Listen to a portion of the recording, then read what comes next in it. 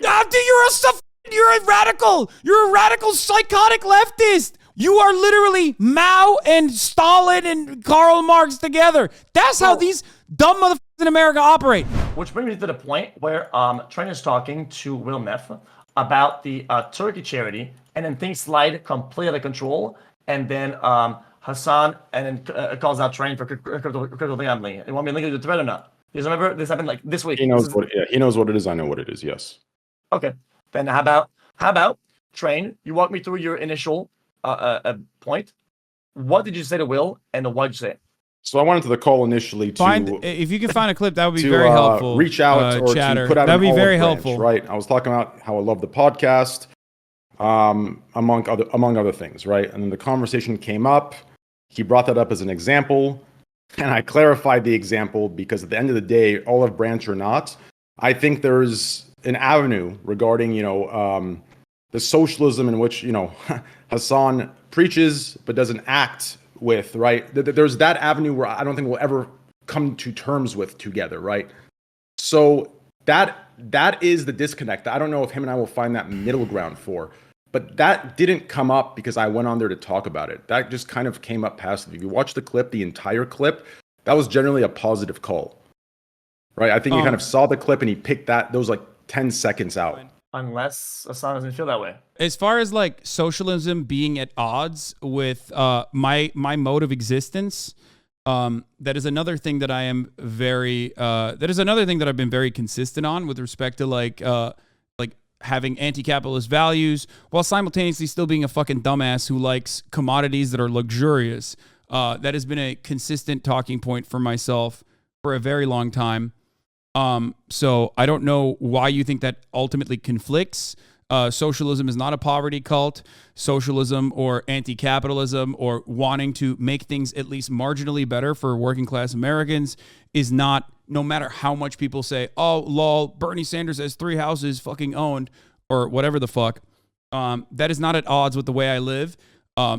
This is a point of contention, though. I will agree. There's broad debate on the subject matter. There's many different kinds of ways of approaching it, but ultimately it's about the relation to the means of production. That's it. That's all this is, and it's about giving workers more autonomy. It's not about doing charity. Okay, I've never said socialism is charity, even though I myself engage in charitable acts. I've been fairly consistent on that as well. With respect to just doing it regardless of whatever people say, even if they shit on me. I think XQC can advocate for that as well. I've literally had private conversations with them many, many years ago even about like, it's a good thing. People will shit on you regardless. You should still do it. But yeah, socialism is exclusively and almost entirely about the relations of the means of production and how society is developed around the current organization of the economy and how commodities are produced. Okay. So you're saying that if there's a distinct point in what he sees socialism and the action you can do to further socialism and okay, it makes sense. Do you agree with what he said? Is that what he said? No. He says that socialism, right, is more the means of production and the worker stuff, and not the whole spread the wealth thing. And I think you say, oh, he should spread the wealth more type shit, right? I would agree. So I would agree with spreading the wealth is not socialism. If that was the case, then Jeff Bezos would be the #1 socialist. You know what I mean? He albeit a very minor part of his overall wealth, he gives back fucking hundreds of millions of dollars. That he would be literally a socialist if that was the case. So I think the point is this, right? Preaching socialism without action is literally just capitalism. Do you understand? If you preach the idealistic way that society should operate, yet you don't implement any of those systems, right, within your own, let's say proportionally within your own community to show that these systems can work. Just wait. No. I love that. No, that's actually a great point. It's a great point, and it unfortunately fails to capture how inescapable capitalism is. Do I benefit from it? Absolutely. I'm a profoundly fortunate person, something that I regularly acknowledge and talk about all the time. I'm very privileged.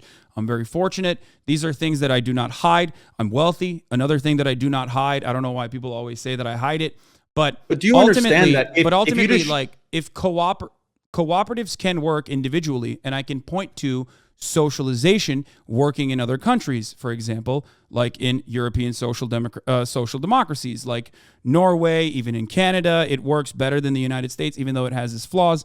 So there are instances of like socialization, not socialism, working in other countries, and yet that is still not changed people's minds in the United States of America. So I don't know why you think that like something completely and entirely removed from socialism itself, which would be me, like, I guess, doing socialism in my own community. I don't know how you would do that, but I would love to hear your perspective. I don't know how that would genuinely change people's minds in that regard. But as far as like my own form of commodity production, I work with union labor in union shops in the United States of America, and it's domestically manufactured when I do merchandising.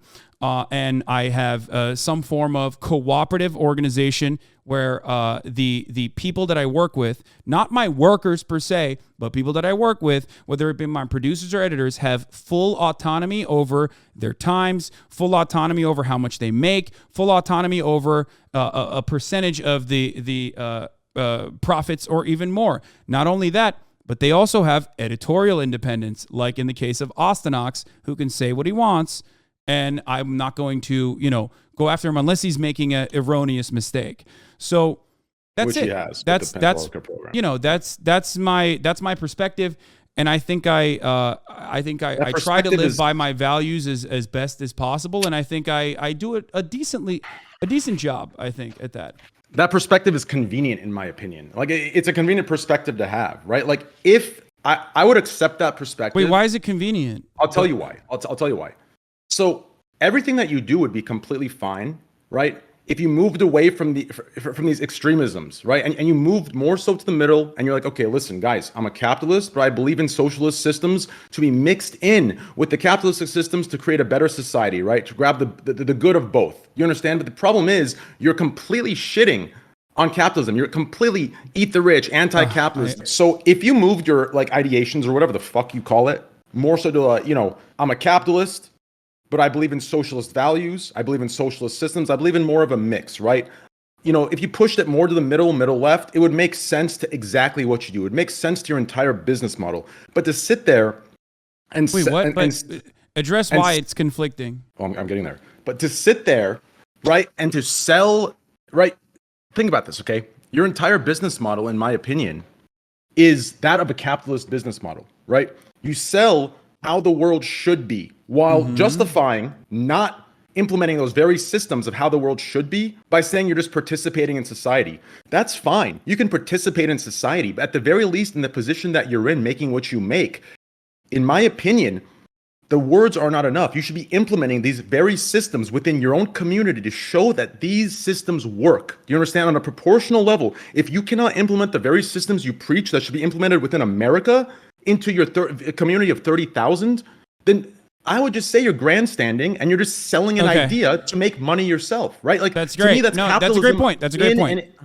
You're absolutely correct on it if your understanding of what I advocate for was sound. And I think this is a normal misunderstanding, and a lot of people have this misunderstanding. I just gave you examples of a relation that I have where I am producing commodities with the help of others that are involved in the process.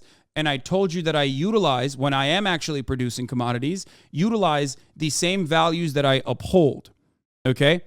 Whether it be unionized domestic employees that I am, whenever I'm working on merchandise, or whether it be having a cooperative podcast or having full autonomy and having everyone set their own wages with relation to how much profit or how little profit a certain venture makes. That is as close as you can get to like multiple different formations of trade unionism, an anarcho-syndicalist perspective, and also some level of socialism. So from that perspective, you are objectively incorrect. In most other circumstances, I have no control over it. There's nothing I can do. Like as far as turning Amazon into a cooperative corporation, I can't do that. It is a massive, almost $1 trillion operation that I have no control over.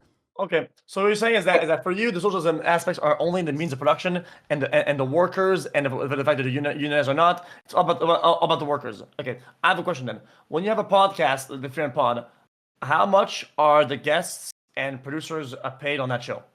1/3 of the entire revenue. The guests are paid? No, the guests are not paid. The guests can come on voluntarily, of course. If they would like to get paid, we would, of course, pay them if there was like a guest fee or anything. But we don't pay guests.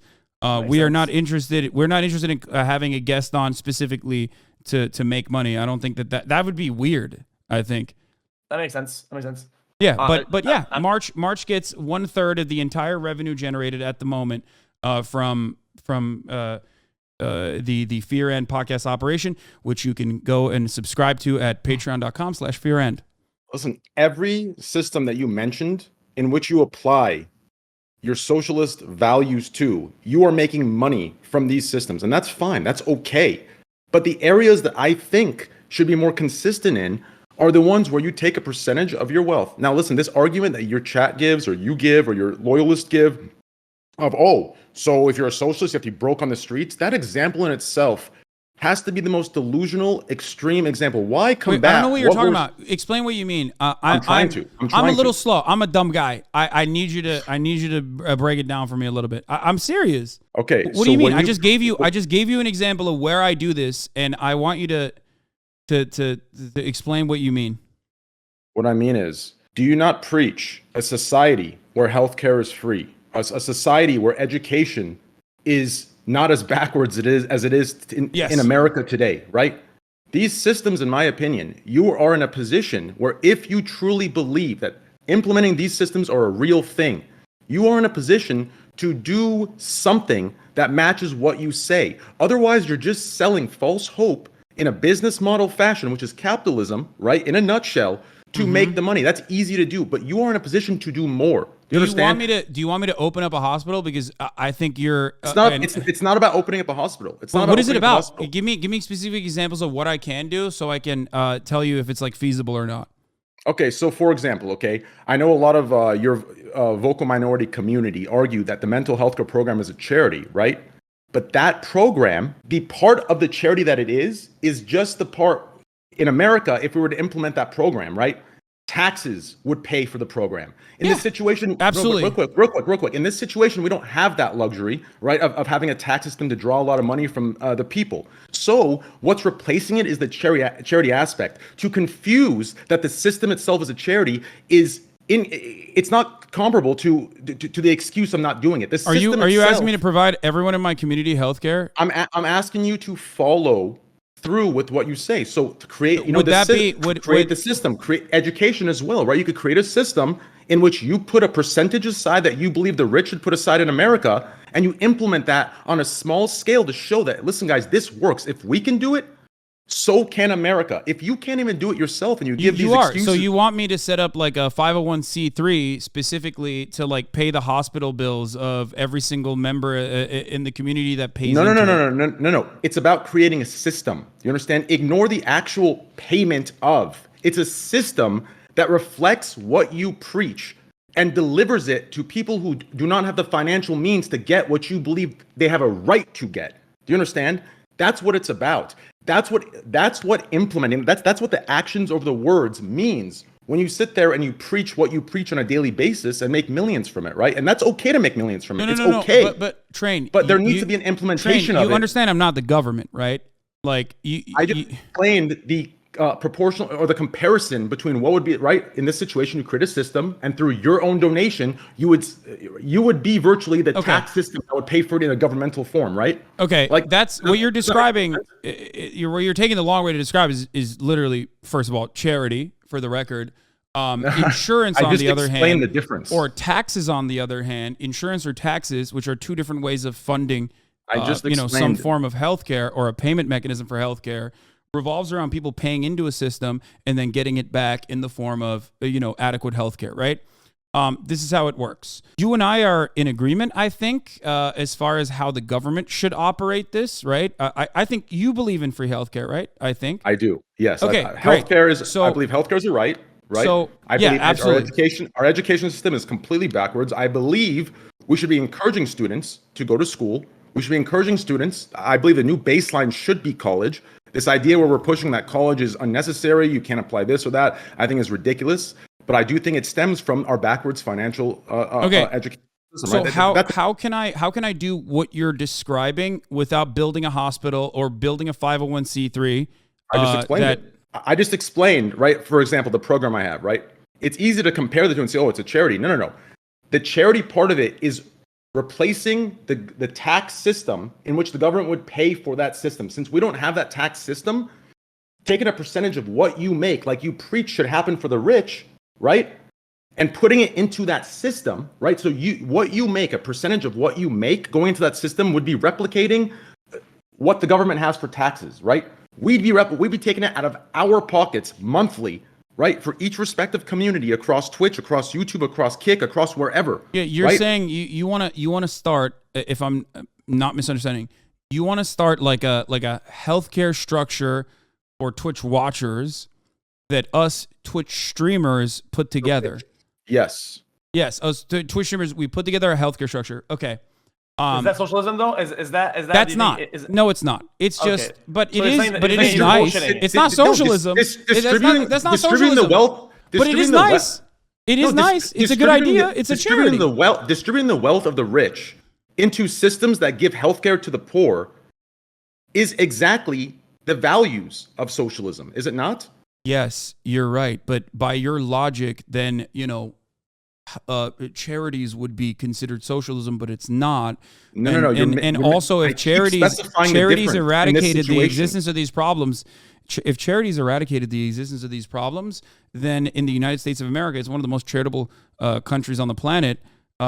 We would literally not have a single person die because they can't get their diabetes medication, which is why you have to advocate for the government, as I do all the time, not only put pressure on congresspersons, but like literally directly talk to them from time to time as well, and utilize my community to go vote a certain way.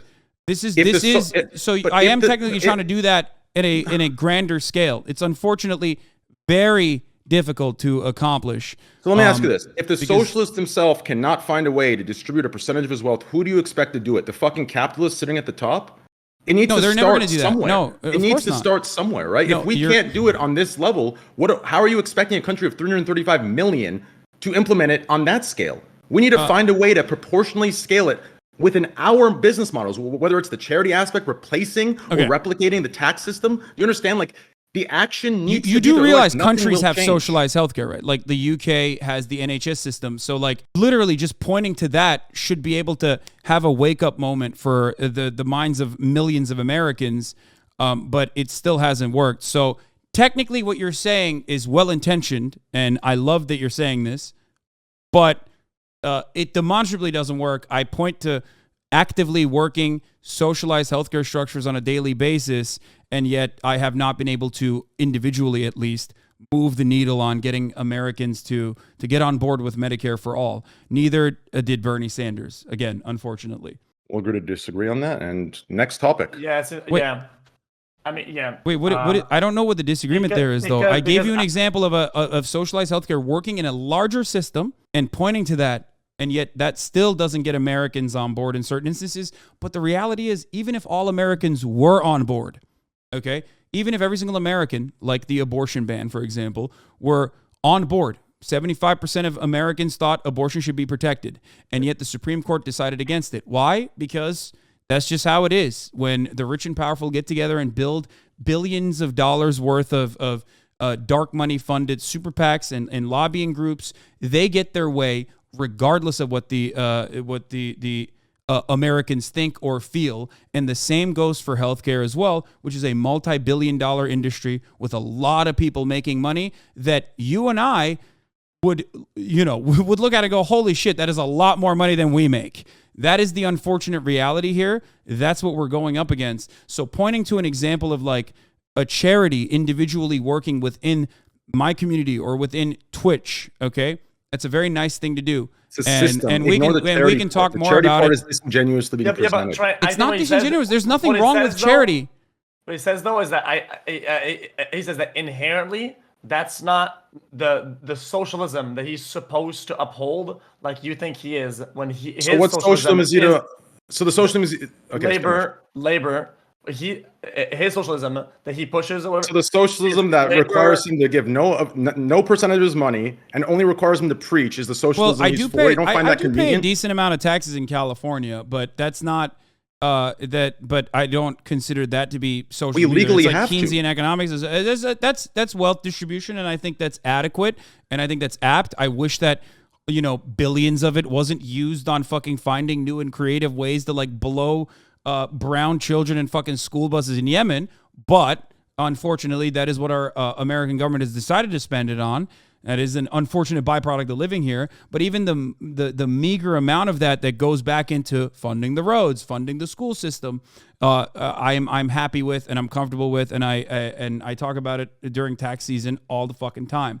But if you think that like charity is socialism, then I didn't say charity is socialism. I was referring to a system that we create as a streamer, and the charity aspect, right, which provides that system, would be the way we replicate the tax system, right?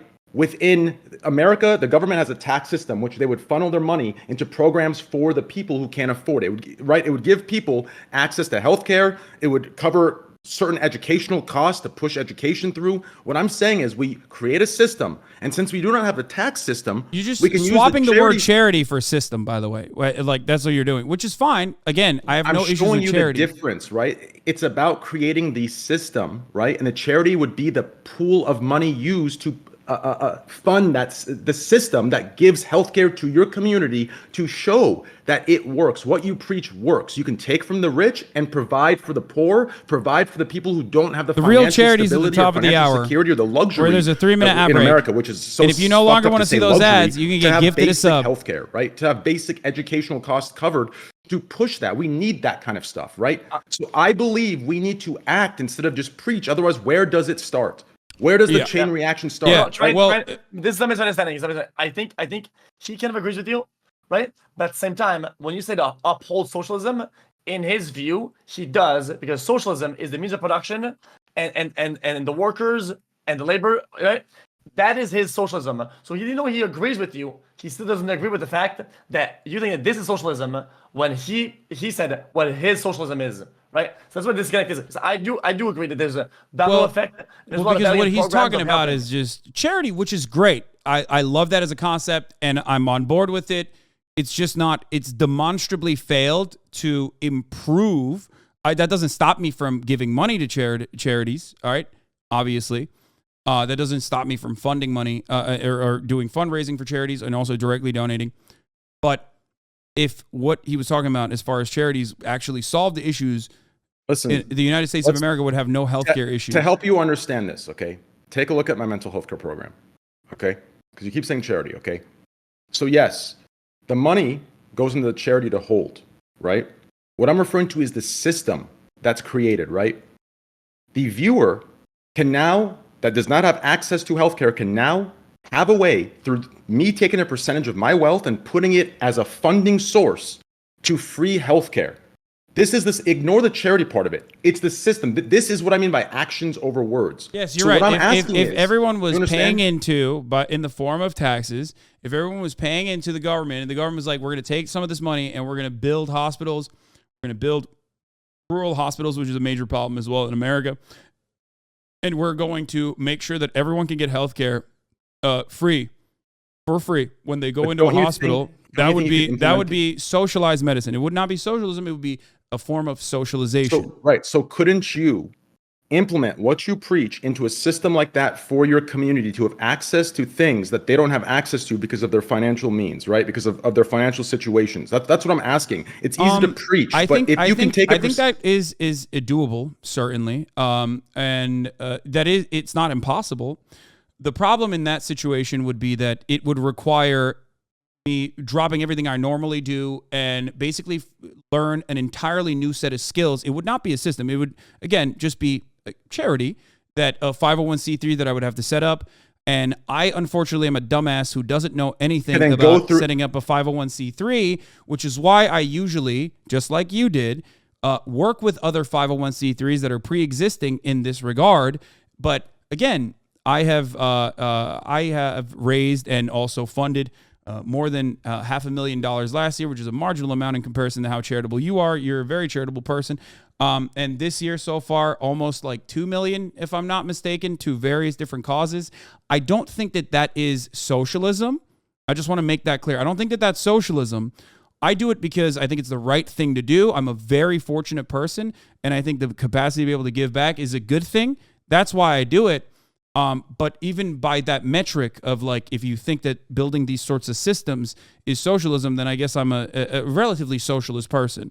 I think it's a right for each individual, right? It's a value within themselves, right? So if you're making X and X amount of dollars, I believe because of the fortunate situation both you and I are in, I do believe in higher taxes for us. I do believe in both of us taking a percentage of our wealth and putting it into systems, right, that can distribute it to people and give them the baseline, what I believe to be a right, which is healthcare, education systems that pay for their schooling based on, let's say, a hardworking students or whatever the hell that is, GPA, whatever you want to measure that by, right? That's what I believe. So what I'm saying is, I do think, ignore the charity aspect. I'm referring to the systems. The charity is just a funding pool in this comparison, right? I believe we should not just talk it, we should act on it, right? So we should take a percentage of our wealth, whether it's 20%, 30%, 10%, whatever it may be, and put it towards systems that give what we believe to be a right to the people that don't have access to these things that I believe should be a right? I think the system you're describing is a 501c3 though, right? Like that's... In this situation, the 501c3 would be provided, and all you would have to do, right? So let's hypothetically say for this mental health care program, right? Wouldn't you say, if you don't want to create that this is it's right there, right? It's a system you believe in for your community, right? So why would Hassan doesn't agree with? I'm just agree. Okay, go ahead. Hassan doesn't. Even though he thinks these things are good and he wants to do those things, and sometimes he hasn't, or maybe he will in the future, he still doesn't view that as a fundamental socialism. Wait, first of all, I do those things. Let's make it clear. I think I do a decent of job at doing those things. Yeah, but I still think he doesn't view that as the fundamentals of socialism, and that's not what he preaches. Yes. Therefore, he doesn't feel like you've gotten him on the dude, you haven't donated this much. Well. Hassan doesn't feel like you got him on not doing what he preaches, when this is not what he preaches in that regard to socialism. That's what he feels like. So you're picking and choosing what aspects of socialism apply based on what you have to act on, what you don't. I'm confused. I mean, ask Hassan. So we're cherry picking what parts of socialism we want to preach, and those are dependent on which ones actually require you to distribute a percentage of your wealth into systems that distribute it to the people that are less for it seems like we're cherry picking what we have to act on and what we don't. It just seems very convenient to me. I think that the fundamental disagreement here is that charitable donations is socialism, is like kind of your perspective here. I don't want to put words in your mouth. You can correct me, but that's all I've heard from you. As far as like, maybe you don't say charitable donations, you say systems, but that's kind of what you're talking about. And that is fundamentally not true, which is fine. It's still fine, though. You're right. I think it's a good thing to, again, uphold charity and try to do your very best to help others who are less fortunate. But if you're asking me as someone who like at least describes the concept of what socialism is, that is not true. What you're describing is just fundamentally just a 501c3. I feel like there's a disconnect for you and probably with others as well in what I'm referring to, okay? And the only reason, okay, let's take my mental health care program as an example of this, since it's the only thing I can show you in this regard. That's on Twitch. That can help you understand this, okay? So ignore the charity aspect of what's going on there, okay? That's there. The reason I had to work with them is because obviously as a streamer, right, we don't pay some sort of streamer tax within Twitch where we can funnel that money and put it towards systems we believe in, right? So ignore the charity aspect. Instead, compare it in this system, right? When I say system, I'm referring to the system where I take a percentage of my wealth monthly, put it into, let's say, a pot, and from there, access is given to viewers in my community that do not have access to mental health care, right? that charity is only replicating what the U.S. government it's proportionally replicating, right? Yes, what the U.S. government has for a tax system. What you're describing, yes, exactly. The main difference is voluntary donations versus taxes, right? And you're right.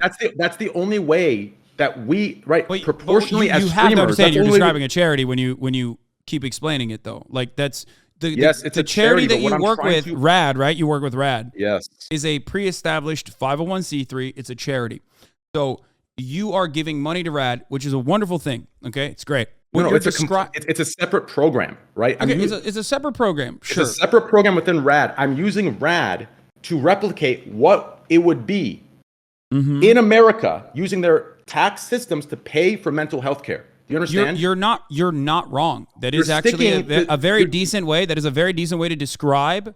That is a very decent way to try to describe socialized healthcare and why it's ethical and why it's the right thing to do. I agree with you if that is what you're saying as far as like socialized healthcare. It's still not socialism.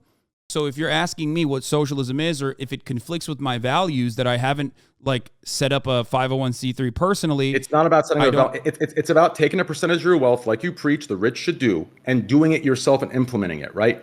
So if you understand? So do you do that? Do you take a percentage, 10, 20, 30% of your wealth and put it towards systems that give free healthcare to the people? Or are you just relying on the tax systems of America as your distributive wealth process? I definitely do donate a lot more than just what the taxes are. Absolutely.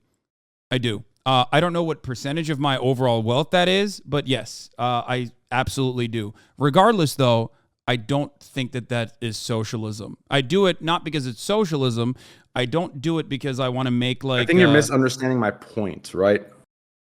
Look, my point is this. Billionaires have something called the Billionaire's Pledge. I don't know if you've ever heard about this. It's actually a very interesting concept, okay? Okay. Yeah. So, like the Bill Gates, Warren Buffett, numerous other billionaires, some of the wealthiest people on the planet have joined what they call, I believe, the Giving Pledge, which is, it's a, hold on, I'm going to pull it up real quick so I don't give you any false information here. Why don't we start the Millionaire's Pledge and we play it on Twitch? And yeah, no, hold on. Well, I'm going to talk about how fraudulent it is in a second. Oh, shit. The Giving Pledge is a commitment to philanthropy. The Giving Pledge is a promise by the world's wealthiest individuals and families to dedicate the majority of their wealth to charitable causes. Now, the issue is that this is just simply a PR move for them. They do this because they set up their own charitable donations, their charitable contributions, and they put all of their stock options into that charity in an effort to avoid taxes, right? That is the main reason why they do this. That way they can look like they're giving back while, buying from or buying whatever the fuck from they want from the pool of funds, utilizing it as a tax cut. It turns into a non-taxable entity.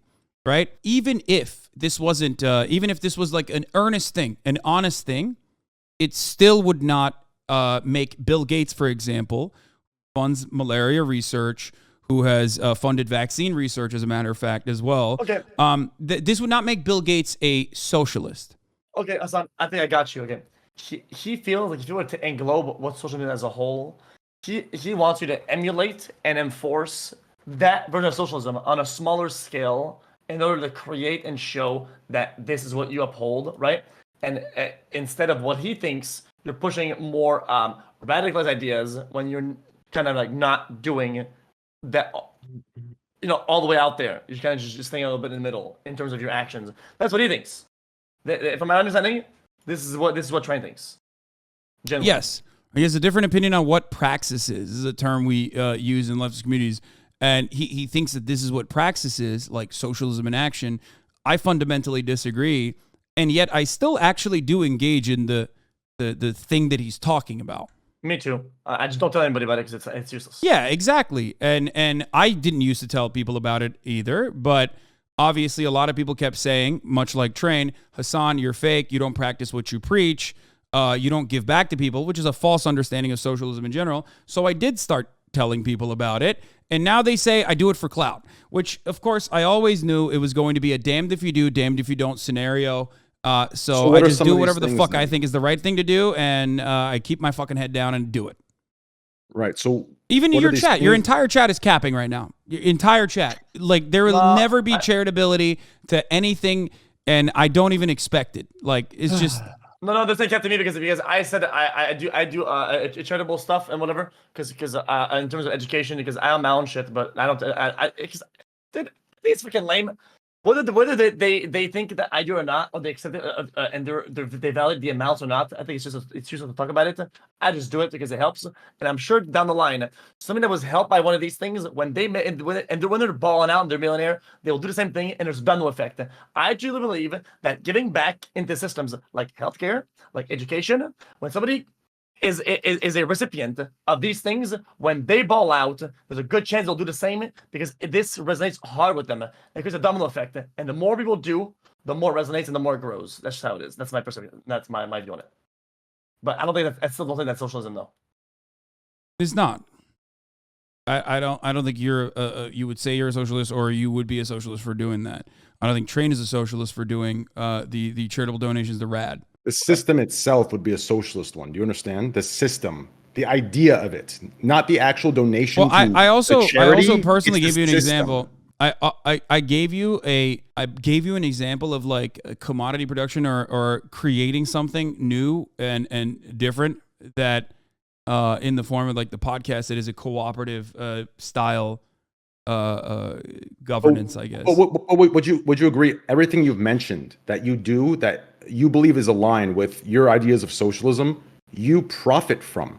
Don't you think that's yes. just a little distant? Yes. No, that's literally okay. See, this is perfect. Thank you for saying this. This is literally the fundamental misunderstanding. Socialism is not about doing things because you're a nice guy. Socialism is just about who is producing the shit and how much more freedom they get. There is a difference in profiting more from the preaching or the ideas of the socialism, right? It's not like you're making a business, right? And then you're getting that is a business. What I described to you is a business. What I described to you is a cooperative formation of a corporation. A percentage of everything that you do in the name of socialism should go towards systems? Train, you're not understanding. Train, you're not understanding what I'm saying. Train, okay, continue. You literally There are many different ways of democratizing a workplace or democratizing an economic organization of society. One of those, is a cooperative corporation. Okay, that is precisely why my producer, who is producing the labor, who's creating part of the podcast, who sets up the Patreon and whatnot, and sets up the cameras, for example, that person is getting 1/3 of the overall revenue. Okay. That is inherently a socialist formation. He also has autonomy. He also gets to say, I want to do it on this day. I want to do it on that day. Okay, I want to do the podcast on this day. These are things that we democratically decide. Now, this is a cooperative corporation. That is actually closer to like what is literally socialism, at least in a corporation, a socialist organization of the economy within the corporation, than anything else that you have described. That would be one form or one aspect of democratization of the workplace. Okay? That is actually what you want out of me. I'm already doing that. But if you're talking about like setting up a system or whatever you want to call a charity. How does that work with Twitch then? So you bring up the podcast. How does that work with Twitch, right? Let's say hypothetically you're making $6 to $10 million from an ad-heavy deal, right? Which if you show that deal, which you can't because you're binded by a contract. Do you think I should pay my viewers for watching me? Not Twitch? I'm referring to you bring the podcast up as 1/3. Are you paying, right, a percentage or something proportional to the millions that you're making off Twitch, right? Is that something you're doing as a socialist, right? Does that carry over to your Twitch? So sure, I believe you for your podcast. To who? To what? To editors, to moderators. Yes. So you're paying moderators or a head of moderation? No, not editors and not moderators. I do have a compensation mechanism for my moderators. Okay. It is not one that I often publicize, specifically because I don't want moderators to come on board exclusively because they want to, use this as a job opportunity. There is a compensation mechanism but I don't like talking about it specifically because, like I said, I want moderators to be a part of the community and not necessarily working and not necessarily doing it as labor. which is most of the reason why I try to, as best as I can, maintain all of the other avenues of moderation on my own, whether it be running ads, which, by the way, I should be running at least a middle of the hour ad break and things of that nature. Wait, let's stop. Everyone, both of you are on your as far as deals. As far as hold on. As far as that? editors goes, yes, of course, I pay editors directly. I pay editors directly out of. Wait, I don't know what he's. I don't know why he's saying. I was saying play your minute ad and I'll juice up. No. Anyway. Listen. As far as payment structures goes for my editors, they are the ones who make their pay. In many instances, they're making more. They are the ones who I routinely have a conversation with, where they're the ones who dictate what their pay is. I'm routinely paying them even more than the value that they're actually generating for the videos that they're creating. And the only way I can subsidize that is because I'm making money off of Twitch. So in a way, yes, I am utilizing Twitch revenue to pay some of my editors. But not your moderators, to the same percentage as, let's say, the podcast to your Twitch, right? So your main income channel is the biggest one, right? And that's the one that's exempt from the from the proportion. Because not only that, but the reason why this works the way that it does is because there are certain aspects that I want to maintain as far as autonomy goes, as far as the freedom, as far as no demands made of anybody, because no one is as big as a freak as myself who's gonna fucking sit there for 8 to 10 hours and watch shit. Okay, that is an unreasonable demand to make from people. I don't make that demand from my viewers, and that is precisely the reason why I want my viewers to be invested and interested in doing whatever the fuck they want to. The funny thing is, I know iTrain is so fucking horny bringing up the mods. Oh, it's probably okay. Wait, why is it? Damn, it seems like so this topic. One thing that you need why to. Is it? Is it what I pay my mods? Is that why? Well, I don't know, but one thing that you need to also understand is that, and this is a really good conversation, I brought up a cooperative ownership of the podcast specifically because it's one very unique formation of workplace democracy, because someone in that situation is generating value, right? Someone in that situation is generating value. They're working, they're laboring, right? And instead of a wage compensation in that structure, I'm giving them a percentage of revenue. Now, originally, when the podcast wasn't generating any revenue, I was just paying out of pocket to be like, listen, whatever you want, you know, eventually we will be able to generate revenue, which we are now. And at that point, you'll be able to get a third of that, right? There are certain aspects of it that I want to maintain and make sure that is as ethical as possible, right? In that structure. That is the reason why I brought up the third in the cooperative formation, a third of the revenue in the cooperative formation, is because that is only one element of a pay structure. There are many different ways of doing it, but the one fundamental thing that remains is worker autonomy and people that are generating value getting back what they make, getting back what they add. That is inherently a socialist way of working. They're getting back what they add, and who determines what they get paid based on what they add? Well, in that circumstance, there is no perfectly scientific way. I mean, we're getting into the labor theory of value, obviously, but in my opinion, there's no adequate way of making that assessment, which is why I oftentimes will leave it up to people that are making the demand itself while they're simultaneously generating revenue. Because there are a lot of situations where a venture that you get into is not actually making money, right? And I think people are still generating some sort of value even when they're not actually making money, because even when the business itself is not actually making money, because the business could potentially make money in the future. Do you understand? Which is why I think it's better off left up to the people that left up to the people that are working in that circumstance. Yeah, I think the problem is that by the way, I can't believe the level of interrogation that is happening with my own personal finances or the way I live my life is unimaginable. But the reason why I do it is because it is something that I am very confident in. Okay, it is something that I'm very confident in the way that I live it, but it is a ridiculous ask. I want people to understand. Like, I don't have an issue talking about this shit, but it is fucking wild. Like, not a single streamer has ever been asked this level of fucking detail in any minor thing that they do. Not even motherfucking Trainwrecks, okay? And he gets shit on a lot. Actually, I've revealed all that. But it's really frustrating that, like, this is a fundamental thing I believe in and I advocate for and I practice what I fucking preach, and yet motherfuckers still always say that I am actually fake.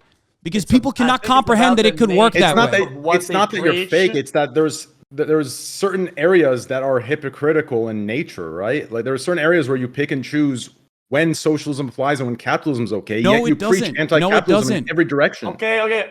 But you retained none of the things that I just told you, Train. Like I just spent the past hour where you peered into like literally the minutia of my operation, looking for like different places, different avenues to strike. I described all of it to you, and you won't give me the dignity. You won't even give me the dignity of like listening, hearing, and processing that information. That's kind of fucked up. It just seems like an ambush at this point. No. I listened and I processed.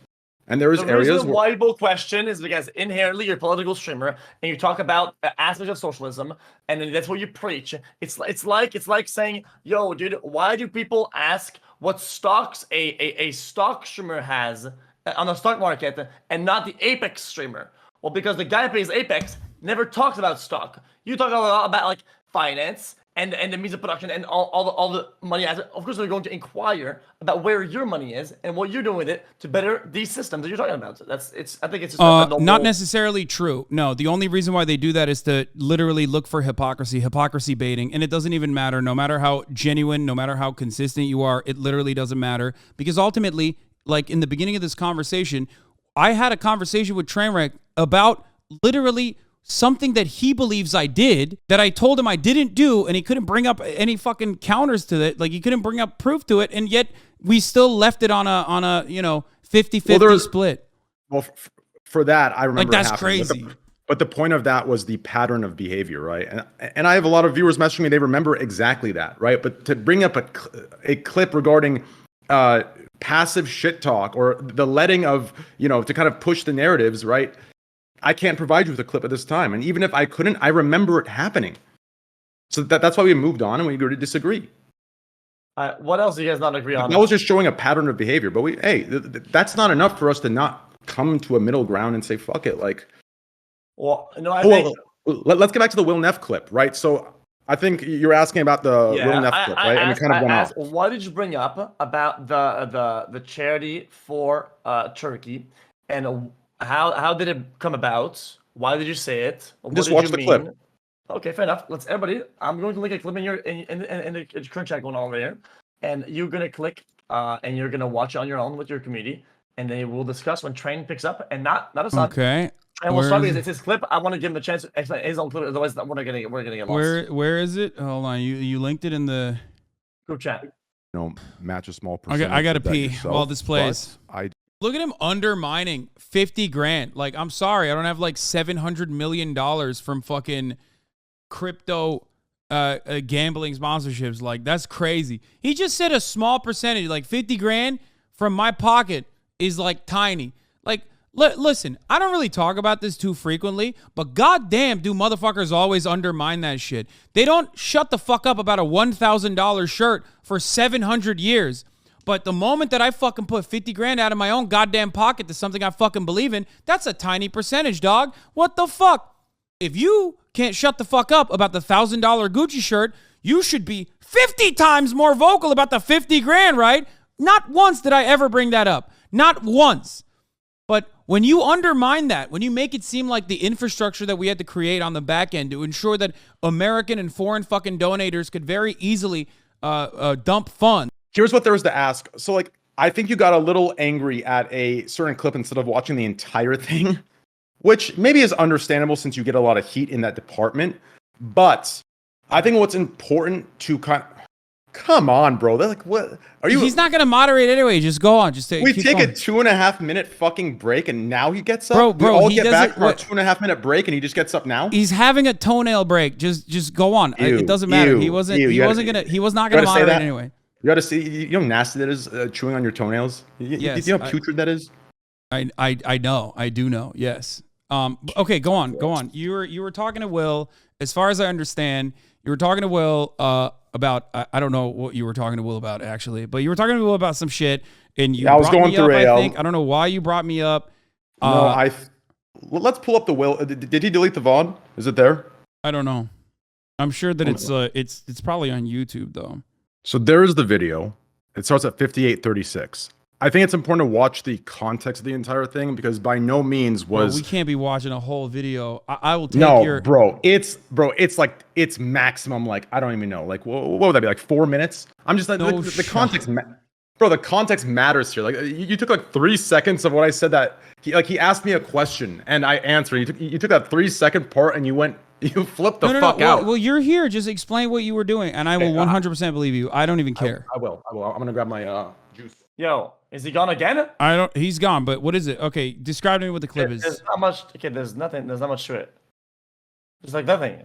So I think the importance of you watching it was to show that like, I think he took a small couple seconds of the clip and kind of got the wrong idea of the context. Like by no means was like going in there to badmouth you. It was actually the opposite. So it's Will never brought up the Turkey charity, and it's Train who was gonna make an argument about his initial point about how he wants Hasan to do the systems, but then since Will, but like, why are you guys having a conversation about me in general? Like I don't understand. Yo, I give context to people. So the context is that So Will brought up the fact that Hasan raised money for charity for Turkey in the context of Train bring up socialism and how we can do things to further socialism in society. And then what happened then is that Train was going to say that the Turkey thing was crowdfunded, therefore cannot be kind of used as a guys, I'm partaking in these socialism systems, whatever. And let me clarify on that, because this is an important clarification to be completely fair toward Hasan. The effect of what he did is the same as both possible intentions, right? So the effect is a net positive no matter how you look at it, right? So the effect of what you did is a net positive. Do you understand? I want to make that very clear. I think what's being argued is the way certain things that you do, the intention that's being described behind your actions, right? Like that's what I'm referring to, right? I think a lot of times it's used as a, hey, look, I did this. What a great thing I did. I did this, this is an example of what I preach. This is this.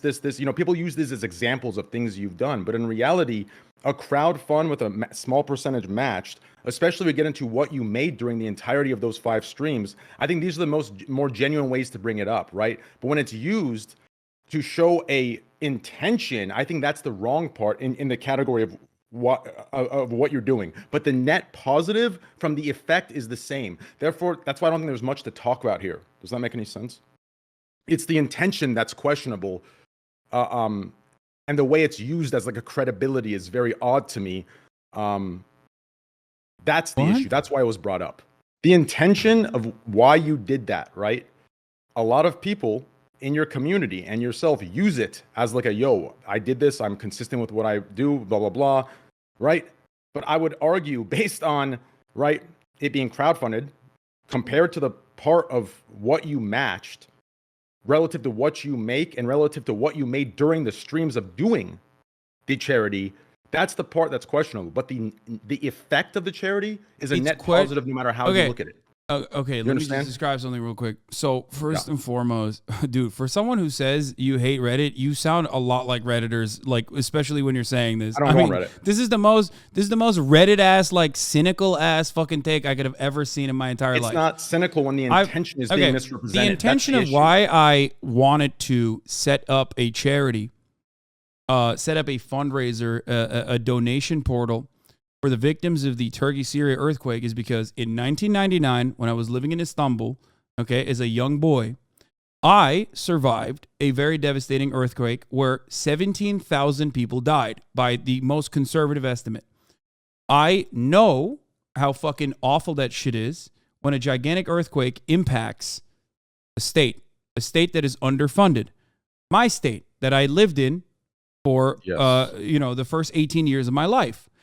And I also knew that you can't really trust the government in Turkey.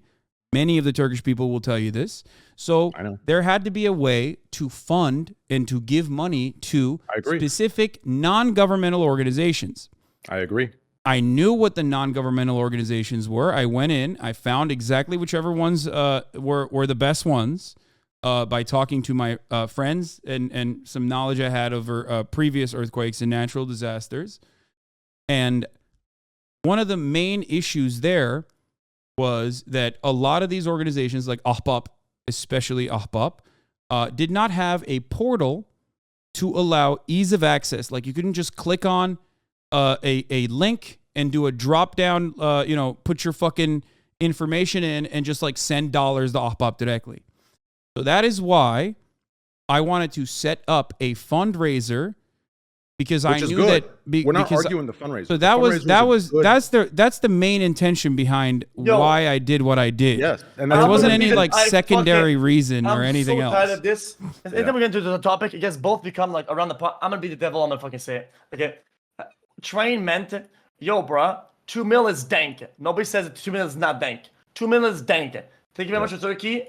That's very sweet. It was absolutely colossal. It's a net positive. 50K for somebody like you is a fucking joke, Hassan. It's a joke. I don't think it. 50K? There's a disagreement there. I don't think it's a joke. I don't think it's a little amount of money. Based on your ad incentive deal with Twitch, wouldn't you argue that the days you ran those ads on those days, along with what you made? Don't they add? I mean, didn't you make when I originally started my contract? I thought it was, but no, you're wrong. You're wrong. No, it's not. Was it close to that amount? Insane. No, not even remotely close. Okay. At the end of the day, listen. I don't want to listen. What you did was phenomenal. The effect was phenomenal. Do you understand? So, but hold on. This is very important to address. Yes. What you're doing right now is not genuine criticism. It's just pocket watching and also undermining something that I did that it wasn't even supposed to. No, hold on. No, that's bullshit. You're just pocket watching and then claiming that it's actually adequate to do so because you claim you're a socialist. No, I already described to you numerous fucking times what socialism is. Charity is not that. Pocket watching like a fucking blue-haired, non-binary Twitter user anarchist and being like, why don't you give all of your money and live in a fucking woodshed is not actually socialism. A lot of dumb motherfuckers on Twitter say that all the time to me, and I yell at them. Just because you're not... Why is that example the comeback? Some extreme rebuttal of... Because you sound like them, but you look like an ape, so no one thinks that you're like exactly behaving like them. But you are doing that, Train. You got to stop. Brother, that blue hair. Okay, let's not go to insults. But they do that. They do that too. They do that. They do that exact same shit that you're doing right now.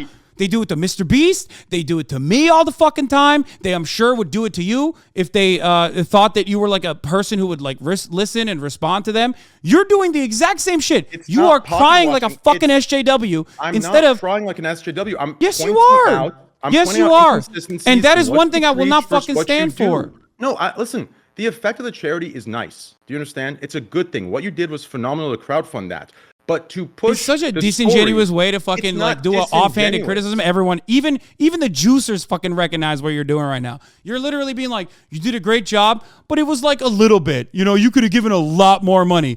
And maybe you could have, and I'm sure you did. I gave you literally a link for a crypto donation. Yeah. You only gave 50,000. You have like fucking 150,000. Yes. Okay, well, great. You have a lot more money than I do, so I'm glad that you did that. Even if you gave $10 fucking, I wouldn't care though ultimately because any dollar is good. Okay, any dollar in that circumstance is good. You preach. Do you understand? But the only reason why we have ever talked about the charity. The only reason why we ever talked about that is not to like weaponize it and be like, look how good of a guy I am. The only reason why we talked about it because motherfuckers, listen, let me explain. Let me explain. Does weaponize it. They do. And you allow them to. Okay. Brother, the only reason why there was any discourse surrounding that was because a bunch of smarmy little fucking dipshits went in and literally went to Speed's chat and were like, it's a scam. It's a scam. The discourse revolving around it. And the reason why Will even brought it up to you was because people literally were saying it's a fucking scam. People were saying I'm pocketing the money. Was wrong. And the reason why Will brought that up is because of the unfair amount of criticism that I get that you should be able to, as a person who gets a lot of unfair criticism by your... You would only get criticism because there's inconsistencies in what you donate versus what you preach, right? If you were to show your dashboard for those 5 days you're in the charity, believe me, you yourself would understand those criticisms. Do you understand? No, it wouldn't. You don't think you're so? wrong. You don't think so? Yes, Okay. you're wrong. You're wrong. But not only are you wrong, you're also, not only are you wrong, you're also making a fucking assertion here and demanding certain things, or even like implying certain things that would undermine... Not my the amount of money I fucking put into the charity in and of itself, but also like that wasn't even supposed to be. I wasn't intending on putting $50,000 in there. I was intending on making a portal specifically so that we could fucking making a portal specifically so that everyone else from the international community, as everyone fucking pitched in, put together more money than I ever could have, more money than even you could have. Maybe you could have put that much money. You have a lot of money, but ultimately, I created, in your words, a literal fucking system. There you go. So that should be charity and at work. That should be socialism at work. But it's still not enough because it's not enough for you because it's not about me or what I do.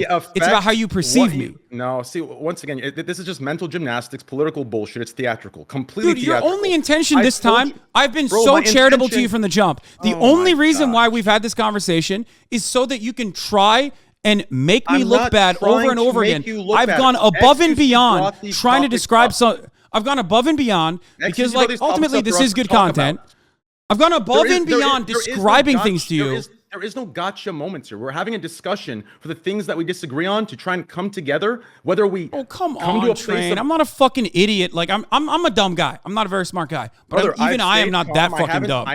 Listen, I've responded to you. I've given you very calm statements. This isn't a got you. I'm not going in on you. I'm not talking though. Bro, you haven't budged an inch, dog. I literally told you I would apologize to you if you could find a clip because I genuinely would be in the wrong and you wouldn't give me that. But you have never, not Where do you want me to budge an inch? Not a single fucking concession.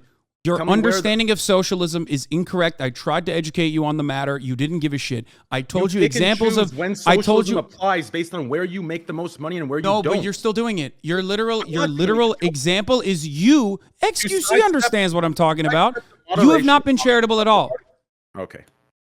Well, moderation is labor for your core moderator team. Do you understand? Yes, it is to a certain degree. It is about what you put in. That is the entire point of socialism, if you want to consider that. But you're fucking bringing up moderators right now because you don't give a fuck about anything. You don't give a fuck about anything. You just care about trying to win a fucking argument, Train, and you're not going to win it. I'm giving you my views, and you're giving me yours. Do you understand? Like, you're getting upset, but we're both just talking, trying to find a middle ground. What if the problem is No. What if the problem I've been so nice to you. What if the problem is that you both don't have the same definition of what the fuck socialism is? Well, we have a dialogue again. When you do philosophy, Train, read. Okay, let's Google what socialism is. Let's do that. Break it down multiple pieces. Okay, when you let's do it.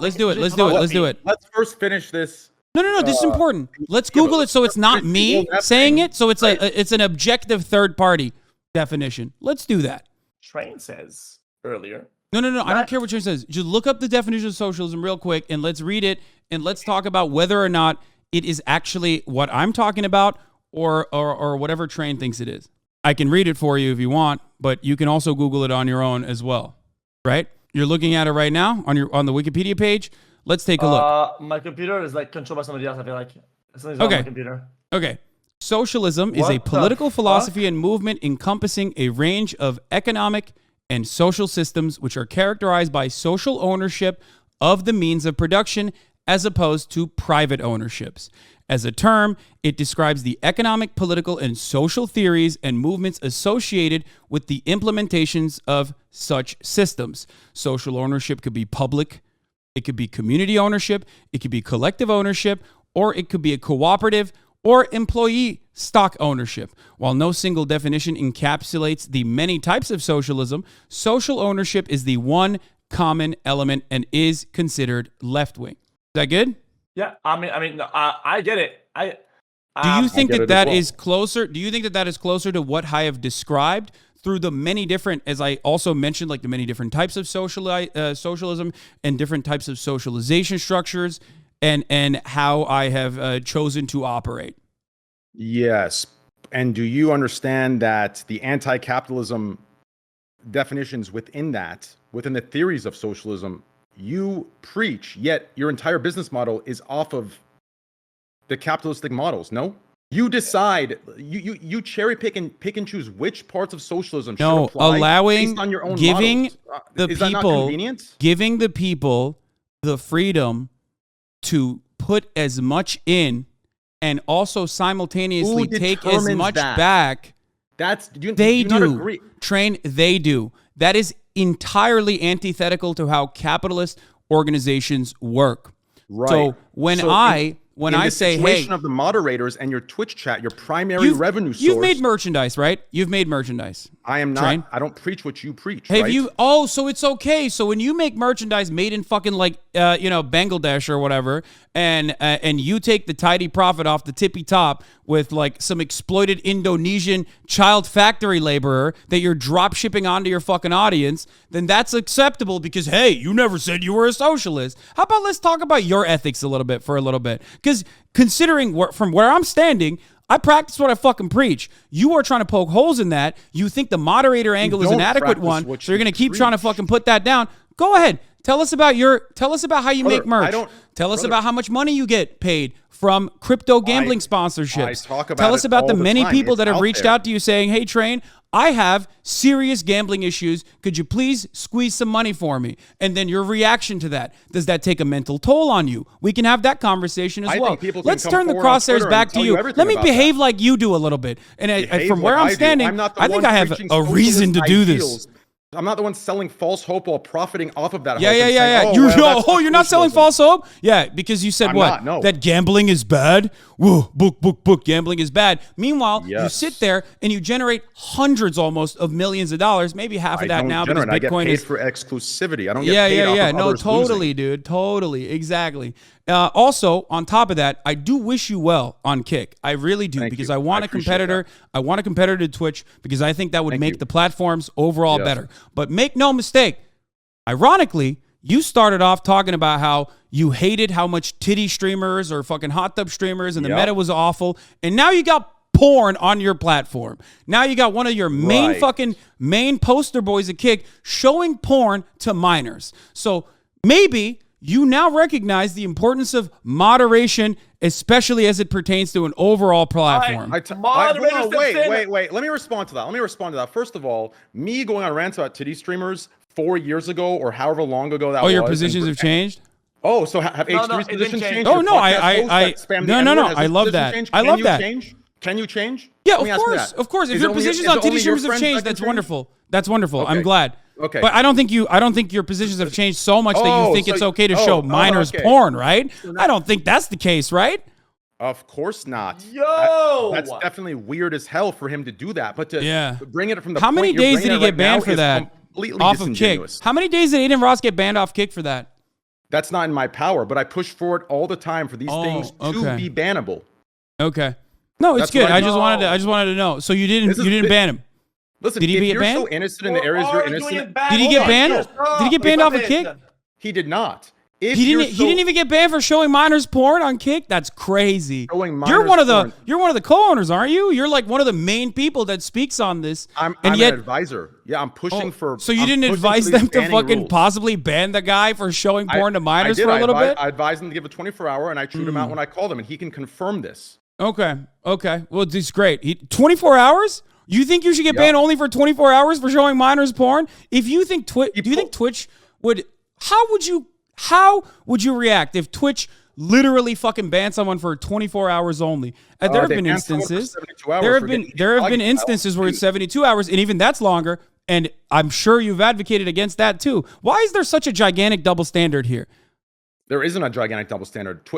Kick has been out for 4 months and is still So- in beta. So you as an advisor and is as like a disingenuous. co-owner of a platform can't control Aiden, but you want me to fucking tell my editor what he can and can't say. That's an entirely different point of the conversation. You want me to But govern someone that is outside of my purview regarding my brand and as an advisor to Kick. I don't have that sort of power on Kick. Do you understand? Okay. You're filling that I don't have that gap kind of because I don't have that kind of advisor power on Austinox. I don't think that is adequate to do either. That is No, not I don't. comparable. No, I don't. Really, you don't. He's a whole ass adult. He's a grown ass adult. He works with other people too when he wants to. I don't have that.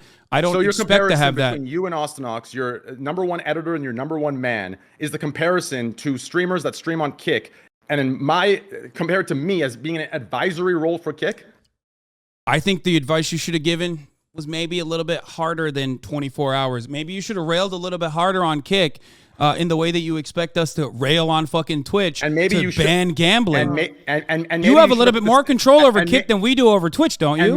And maybe you should have put a little bit more effort, or the same effort you did for the gambling bans that you do for the small to mid-sized creators on the platform while you sit there having a $10 million+ contract. Why don't you put that on hold and push for the small to mid-sized I really creators love on that you Twitch? think I have a $10 million+ contract. That'd be fucking awesome. Thank you. I'm talking about the ad incentive deals. Amazon does not put out flat contracts for We're not flat talking about amounts lump sums. anymore. I'm talking about the ad incentive heavy deals. If he runs the ads Even then, top of the hour like he does, you'll push easily 6 figures plus up to 10 million easily if you do the hours I hope. and the I ads. hope. I wish. I mean, that's some wishful thinking. But you know what that reminds me of? At What the does it top of remind the you hour, there's a 3-minute ad break.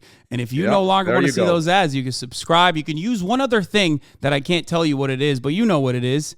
Winky face. Here's the 3-minute ad break now. Interesting. Yeah. Hey, listen, you guys, you guys are both wrong and right, and you're already in bad faith. What am I wrong on? Come on, Felix, get out of here. I mean, okay, you are wrong because you're. Wait, tell okay. me what I'm wrong on. He's That also is wrong. so wrong. Oh, you're also wrong. Tell me what. I will address it. One. Your misunderstanding and purposeful misconstruing of how TOS works and how it is enforced. Somebody has with a track record of how many years of streaming and how many infractions that they've had, right? And what is the nature of the infractions and the extent, and on top of that, what was I think the nature of the infraction was pretty aggressive in regards to Aiden. Is a significant amount of stuff. Okay, that goes. Do you think into a deliberately ban. showing porn to minors, even if it's your first infraction on the platform, deserves longer than 24 hours? I think the argument that doing anything is for minors is in bad faith.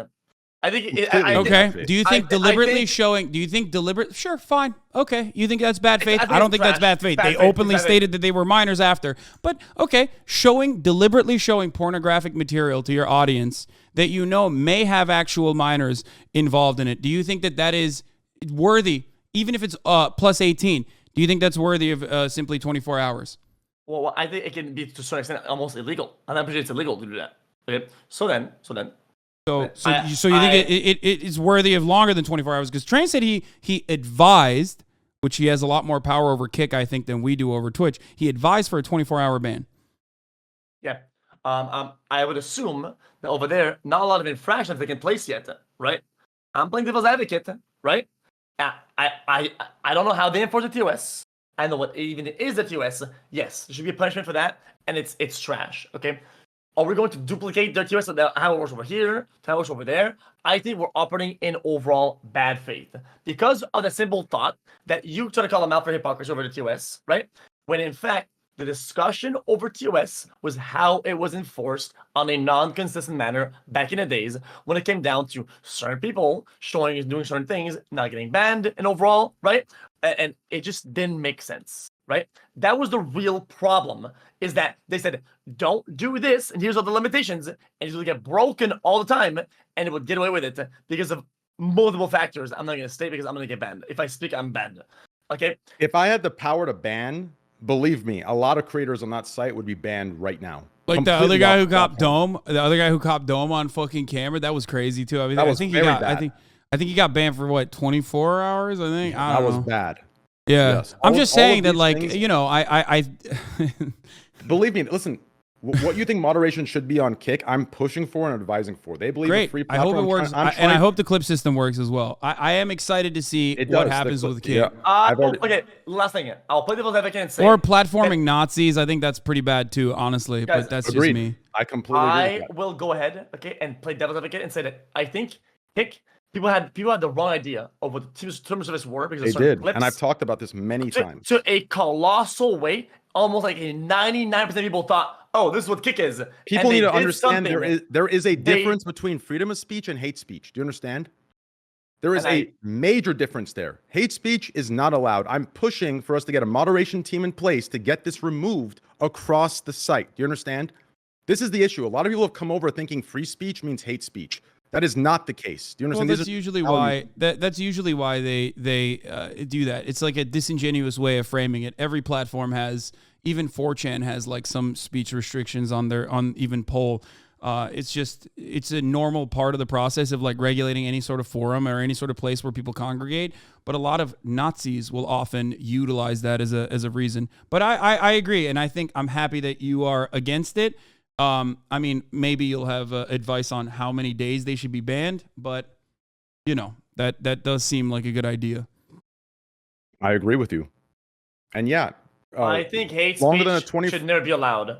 But I do sometimes I feel like sometimes people are personally misconstruing what is a freedom of speech to try to extend it to whether it's, oh guys, that's hate speech, ban it. They pervert freedom of speech to justify their hate. It's disgusting. It's completely disgusting to pervert the boundaries of freedom of speech and to try and justify the use of hate speech. It's completely disgusting, and I see it happen all the time. Technically, hate speech is protected under free speech, just for the record. In the United States of America, at least, it's just that private platforms oftentimes have a different level of restrictions, which is understandable. Like I said, yeah, by hate speech, I'm referring to the speech that brings like harm to others. Violence, hate speech is part of that. Call to actions or the pseudo call to actions are really, really, really, really bad. I think we can agree on that. That's just fucking bullshit. Train, read the Wikipedia page for socialism before you come on the pod, and then we can have a conversation about it. That's a little bit better than like systems surrounding charity. Jesus, bro, really? No, that's not even a diss. I'm being serious. It's a definition. It's like not a difference in agreement. Or Lenin, or Marx, Engels. Well, I think the Marx theory wouldn't help your argument. Would you agree with that? The Marxist theory wouldn't help your argument. Oh, God. Okay, what is the Okay, I have to pee so bad. Can you describe what you mean by the Marxist theory? Well, let's look it up as well. No. No. Don't even look it up. Don't even look it up. I see your eyes trailing away. No. Explain it to me in your terms. I don't even want. Like you read that. I don't even want to. Okay, we can do that as well. But I just wanted to really hear your genuine your genuine take on what you think Marx's theory let's read it. Let's read it like we read the other. Okay, this is some juicy content. I kind of want to save it for the pod, to be honest. I think the general idea of it would be not favorable to me. Well, I think it leans more toward putting what you preach into action instead of just leaving it in. Wait, but just okay. Let's not dance around it. Just pull it up. Fuck it, YOLO. Pull it up. Okay, Marxism. Yeah, no, the Marxist definition just what socialism is. No, the Marxist definition of socialism, right? Okay, Marx's definition of socialism. The Marxist definition of socialism is that of production for use value. An example, direct satisfactory of human needs or economic demands. Therefore, the law of value no longer directs economic activity. Yes. Can I continue? We'll finish this is how a system should be designed. In your perspective. Or in his. No. His perspective is that in order to describe this, what we need to talk about is the economic organization of economy, or the economic organization of society, okay? And Hassan, can I stop you real quick? What? I know you. Listen, I know you believe in all these things. Do you understand? I know you believe in them. My point is, I would like to see some action behind them so you can enact and start that change. Okay, right? Okay, but because it's one of the most fundamental parts about it is coordinated through conscious economic planning. Marx's production for use is coordinated through conscious economic planning. Conscious economic planning is impossible to conduct. The law of value no longer directs economic activity. Like that is impossible to do as a singular person. There is no such assessment of that because it revolves around commodity production. Now, as far as commodity production goes, or as far as like goods and services, right? Entertainment is what we provide. A lot of people will say work omega lol, and they're right. We're very fortunate. Okay. Work doesn't have to be grueling, but regardless. Now, if that is my output, if that is what I'm producing, the way that I can do that is by multiple different ways, right? The capital owner will produce value, right? Or will generate value by hiring wage laborers, other people to basically go out and make content, which he then will take a piece off of the top. Okay? That would be, especially when you consider how much money he had invested originally, would be what is known as profits.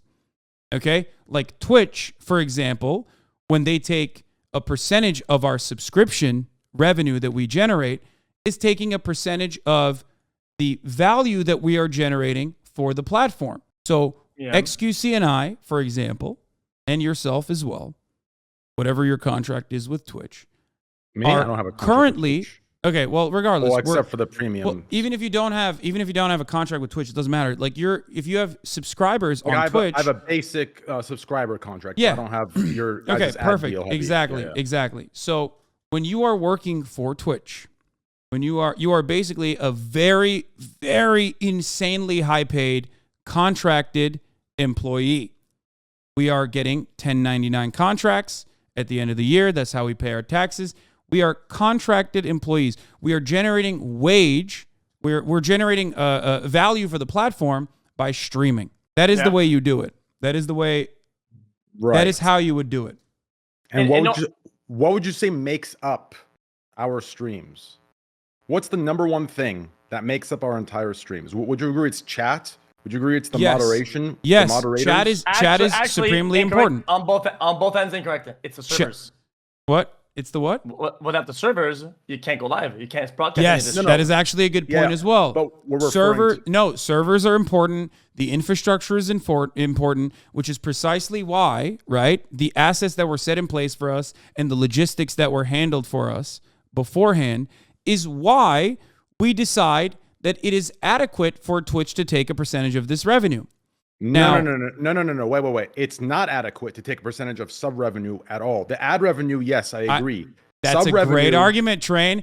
That is actually workers demanding more from the platform that is currently taking their wages. Who is currently conditioning their workers to believe they're doing us a favor. But in reality, sub revenue is not a primary revenue driver in the business model of live streaming. So to take that is complete greed. But how to translate that into the streamer applying those values within their business models is what we're referring to, right? So that action is what I'm asking to see proportionally. So without me streaming, there is no revenue for the platform. So I am still the primary, I guess, and there's no like socially necessary use value to streaming technically.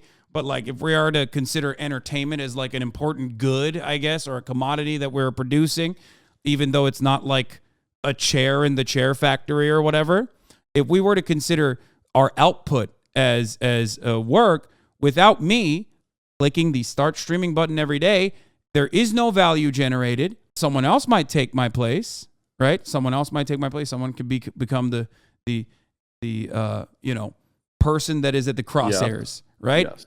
Someone could do that. Someone could easily do what I do. It's easily replicable in my opinion. But if there was more worker power, if there was more worker organizing, okay, if workers had more of a say on the platform that they are generating value for, we could put certain safeguard measures to stop the platform from saying, you're just replaceable.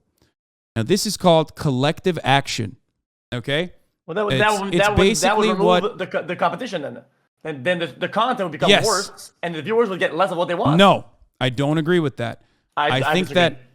No, because the NBA player union exists, and yet I don't think you would say that there are better basketball players out there on the universe. Do you think that there are better basketball players out there that are somehow being stopped from participating in the NBA? Behind nepotism? Well, Absolutely. possibly yes. Possibly, yes. Absolutely, 100%. Well, possibly yes. But that's yeah. You continue your argument. I don't think like The we need to go off on this NFL, tangent. the NBA, no matter how rigged it is, Omega Lol, degenerate sports gambler Andes, is still one of the most meritocratic processes that you can get to. Okay? It's still about skill.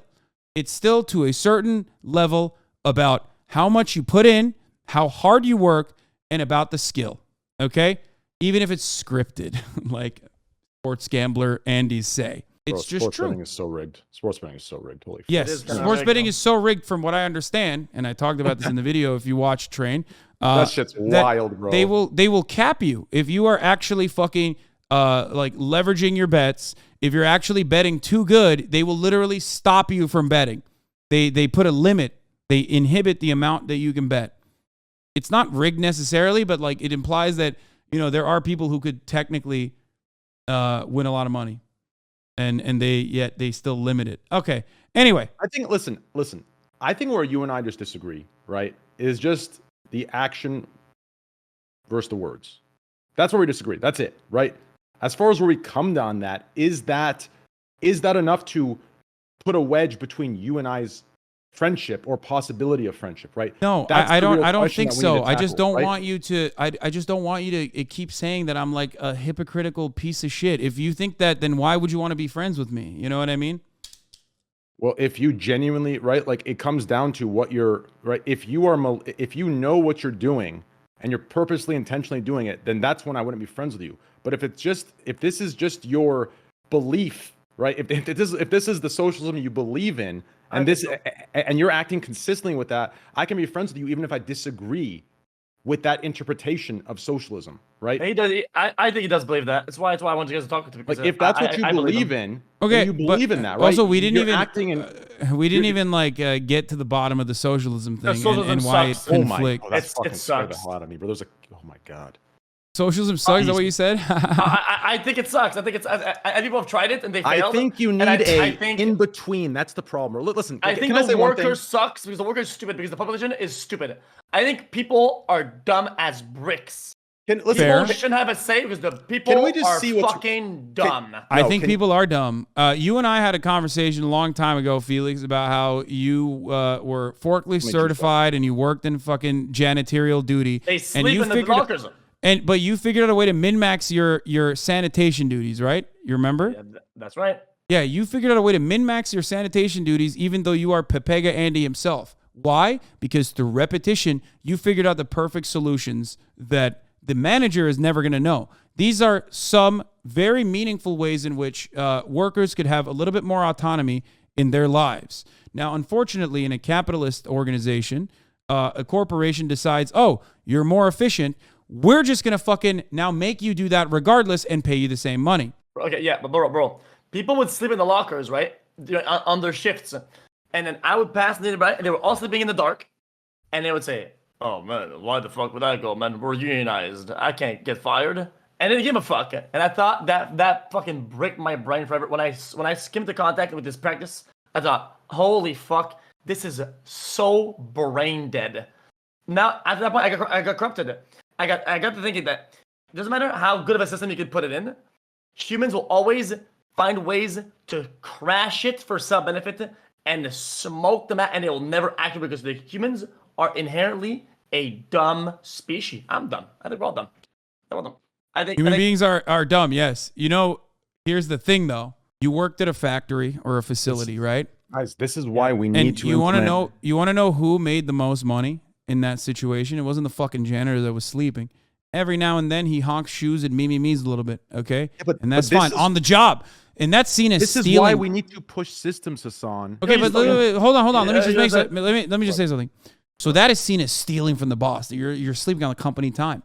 Meanwhile, it is never expected of the boss to even enter the fucking factory floor ever to push a cart or because to clean he a fucking built toilet. it. He deserves it. Exactly. I they don't built agree. the fucking- the I don't flooring, agree the because pipe, the machines. without someone cleaning the fucking floors, without someone actually pushing the carts, he's not going to make any goddamn money. That is the main point of contention that I have with a lot of people personally believe that, you know, that people that build these factories deserve to take everything they can off of their profits, which is why, and by the way, even if you disagree with me, that is socialism. The idea that the surplus labor value that they are extracting from you is something that should at least be democratically organized. As a workforce, you should be able to say, hey man, the janitorial staff need new mops. You know, our mops are in a dire state here, you know? Instead of giving that money to faceless shareholders at the tippy top who didn't even build the fucking factory. Also, workers built the factory. Remember that. It's not the fucking bosses. They never put the bricks down to build that goddamn factory. They just had money. They just had capital, upfront money to build the factory. But ultimately, worst example. What about the people who take a risk, who put in their money and take a risk? They have an idea. Great. I'm gonna make this for. Even though the carrot on the stick, right? The carrot at the end of the stick is profit and luxury and the good life. They still do things that they can risk, and they balls deep to get there, right? And that's what makes the things that are grandiose. And what about all the countries that have these systems, right? Where nobody's rewarded for going higher. What do? Nothing. That's really interesting. That's interesting you say that, because you're wrong. They're lazy as fuck. You're wrong. Literally, fucking a closer system to a social democracy that has like higher levels of socialization and higher tax rates has more billionaires per capita than the United States of America. So you're objectively wrong on that front. Not only that, but also European social democracies routinely lap the United States of America in innovation. So you're wrong on that front as well. The idea that the boss took a risk always forgets that the worker is also taking a risk. And the funniest part about the biggest, as a whisk, like a wabbit, a silly wabbit. You want to know what the fucking biggest risk that the factory owner has, though? Is to be relegated to being a worker again. Because when you lose all your money in a fucking business, they don't put you in jail. They don't fucking kill you. They don't kill your family. They don't do any of those things. You just have to go back to fucking work and be a worker one more time. And the bosses fucking know that they never treat the workers well, which is why that is the major reason as to why they never want to fucking default. And that's why they constantly advocate for the system that they set in place. By the way, fair enough. What's up? On a more joking note, even ChatGPT agrees with me on the Gordon Ramsay event. I saw that. I asked ChatGPT, and I showed Chat the answer. I think actually somebody fed to me. Continue. Yeah. Regardless. Anyway, there's also plenty of safeguards with respect to owners. Whenever they do default, there's, Chapter 11 bankruptcy in numerous ways that capital owners can at the very least continue living their lives in a comfortable way. No such safeguard measures, comparable safeguard measures, are ever afforded to the worker. You have to if you get downsized in a company, 400 Twitch employees were laid off today. Some of them don't even fucking know if they've been laid off or not. Okay? They might get a severance package that is entirely up to Amazon. They shouldn't know. They're garbage. No, that is entirely dependent on Amazon to make that decision. They suck. They're good. None of that fucking matters. It is outside of their control, and that's the point. Okay? Okay. And basically, what happens?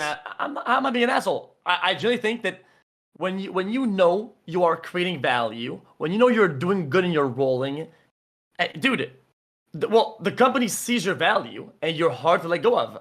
If you're fucking useless and you don't do shit, you get clapped. Of course you do. No, whoever they consider to be replaceable, even though their work is fucking meaningful, but it's menial, will often be the people that they replace. And also, there's so much nepotism that operates within these fields as well. I know it's funny me saying that, but there's usually people that the managers like. Because there are so many different instances where there's so many circumstances where like the best possible person is not put up for the job. Come on. That is absolutely unimaginably false. You've worked in a place, so you know that can't be the truth. In e-sport, that's super hardcore true. Nepotism is fucking massive. It's closest huge. Place that you can, which brings me back to my point about, sports. The closest you can get to a truly meritocratic system is sports, organized sports, at the professional level. And even those guys still have unions. And that's part of the reason why they can make such demands. They can have such highly valued contracts, but never forget, if LeBron James is worth $100 million, or if he generated if he has a $100 million wage, right? Let's say he doesn't, but whatever. Yeah. His boss, the guy who owns the fucking team, is making billions. But I mean, of course, yeah. I mean, these guys are valuable in a lot of ways. Not only on the field when they throw the basket into the basketball. Okay, these are valuable in terms of jersey sales, advertising, marketing, brand connection. They're a vehicle for a lot of their fucking sponsors and whatnot. That's how it is. Sometimes even some of these stars, they're but the fucking owner's not doing shit. The owner just has money. That's the point. Yeah, the owner's not doing the marketing. The owner's not doing anything meaningful. Elon Musk is not doing anything fucking meaningful at Twitch. I mean, he's demonstrated that over and over again. All he's doing is tweeting old ass fucking 9gag memes. All you do, Hassan, is state problems when you fail to state a singular instance of a solution. That's great. What is Thank the you. solution? Thank you for asking. And you I say, think that. well, socialist system the has solution a isn't necessarily higher enough either, billionaires right? No, per capita. well, do you want me to give you an That's answer? a problem. Do you want me to give you an answer? I have an answer. Thank you so much for asking. My solution to the current ongoing problems is by starting as small as you possibly can and creating a mechanism of pushback. Because the workplace principle of united you bargain, divided you beg is true across every facet of society. So the only way to do that is by unionizing your workplace and ensuring that you have some level of workplace protections. Now, that might allow you to be able to fucking sleep on the job every now and then. But ultimately, the people that actually fucking generate, zero value and yet take all of the rewards are sleeping every goddamn day, and society expects them to sleep because they're shareholders, and shareholder value is supremely important. So much so that there is literally legal restrictions called the fiduciary responsibility. But you have to care about improving in a workplace that was unionized or not? Have you ever worked at a place that was usually I worked at a place that got unionized afterwards. But I work with unions regularly, so I'm very familiar with their unionized work. I work with unions regularly, so I am very familiar with how they operate. Maybe call this a coincidence or an empirical bias or anecdotal. Anecdotal bias, yes. Every place that I worked at that was unionized was absolute dog shit. Dog shit. That's what it is. There are a lot of hidden benefits that you probably did not recognize. According to the NLRB, at least, unionization improves wages and benefits at the minimum. 10% increase on your wages and benefits across the board. Unionization not only benefits unionized workplaces, but unionization actually benefits non-unionized workplaces because it's still through competition forces other places to also improve their wages. Now, in countries like France, for example, there are such over-encompassing collective bargaining agreements that encompass the entire fucking sector that it quite literally is the reason why they have all these fucking benefits that they take for granted. Like having a retirement age at 62, which is like laughable if you consider it from, the U.S. perspective. Can I ask you this? Go ahead. Without stirring any, without ruffling any feathers or whatever the fuck, right? So we are in agreement, right? That Twitch's, whether it stems from Amazon, its parent company or not, Twitch's splits regarding sub-revenue for its creators, whether it's the small creators to mid-sized creators, are completely fucking unfair and are disgusting, right? Absolutely. So I think this is where our disconnect is, right? What I feel like would be consistent with what you preach, which I agree with. I know what you're going to say. Yeah, shouldn't you spearhead at least, right? I'm not saying give up everything you have. You don't need to do that. That's a ridiculous expectation. But at least spearhead and put up, something and kind of spearhead that movement against them. Even though instead you're contracted with them, so you can say nothing because you're in fear of losing the very contract. That's not true. I'm very openly critical about this, and not only have talked to Dan directly about my criticisms, but also am a firm believer that I shouldn't be the only person that has the capability of talking to Dan. I'll join you about these sorts of issues. Busta, were you there in the meeting with the executives or not? No, I actually had a Something one-on-one meeting because We I did had that. a one-on-one motherfucking something meeting can with be him. done, right? But nothing's being done because the Yeah, contract. you thought you got me there, didn't you? I talked to all the executives. Listen. Yeah. We were all there. Okay, listen. No, I They wasn't said- there. I had a one. I think I Wait, had another. Listen. You know for a fact when they changed the sub revenues back, right? They leveled out the total amount with the you're getting better ad revs and ad incentives. Yeah. For your lower sub rate, right? If they said nothing, they could have said nothing about ad revs and put your sub money way up, and you would have your guys, I got my sub rev. You would be at a raw loss compared to right now's equivalency. You would have been Yeah, no, people. Twitch streamers now make you more. got what you wanted. Twitch streamers now make more money off of ad revenue than they would have if they just had subscribers. I personally still think that they should leave that option.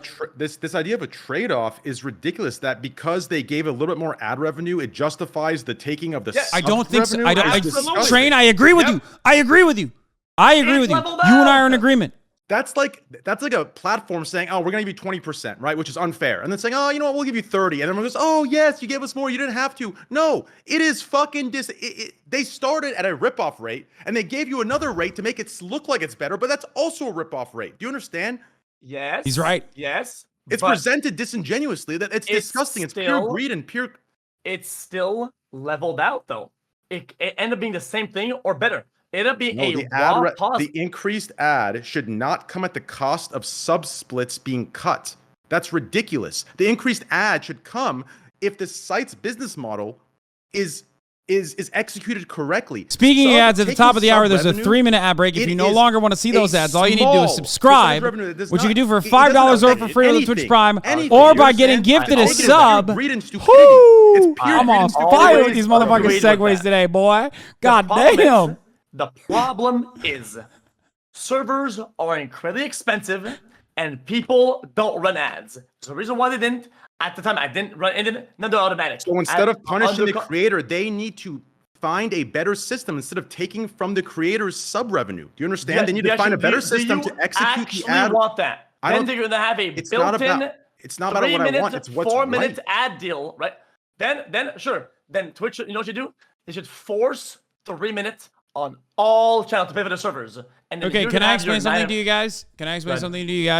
The main point of contention here should be that none of the people that actually provide value to the product, whether it be the people working at Twitch or whether it be the people that are on camera every day, work Omegalol, are having a say in the way that this distribution is done. That is undemocratic. I believe that even if you arrive at the same exact fucking idea at the end of it, where we say, you know what, we like this distribution, I think that people who are playing a role in the creation of this product should have a say. That is my point. If we listened to streamers on how this shit should be run, this shit would have the lights turned off and Amazon would have pulled out years ago. That's why streamers are bricked. They shouldn't. It's not just streamers. This idea where it has to be one or the other is the issue. Do you understand? There can be a middle ground. There can be a. Train is right. Train is fucking right. Compromise. Because why? Because why? When they made that distribution, they wanted to improve their profit margin. Why did they improve their profit margin? Because Amazon wants the profits to go up, because right now Twitch is in the red because web serving is web hosting for live streamed video, an inventory that is untapped basically with so many opportunities to fucking run ads, is currently not running enough ads and giving them enough revenue. That is why they made this change. Now ultimately streamers will make more on their failed system. Do you understand? They need to come together and find a system which doesn't punish the work. Where are they taking the punishment? Do you understand? Aside from these firings, which you'd argue is also another form of the worker taking the hit. They need to better their business model. Do you understand? Everyone that's taking a hit because their shit business model is the worker. That is a mistake. Do you understand? It is wrong. Shit like that should be fought against. We should have voices, whether it's on a panel, whether it's at a round table, We need to have voices to combat that. That's bullshit. You understand? That's greed. That's unfair. We tried it's not right. talking to them. You know what? You don't believe me? You don't believe me? Okay, that sure is fucking dumb. At the meetings, the only feedback we got from fucking big names, like Tele1, is where's the 20-minute ad button? Is the fucking feedback he gave them? We're all That's insane.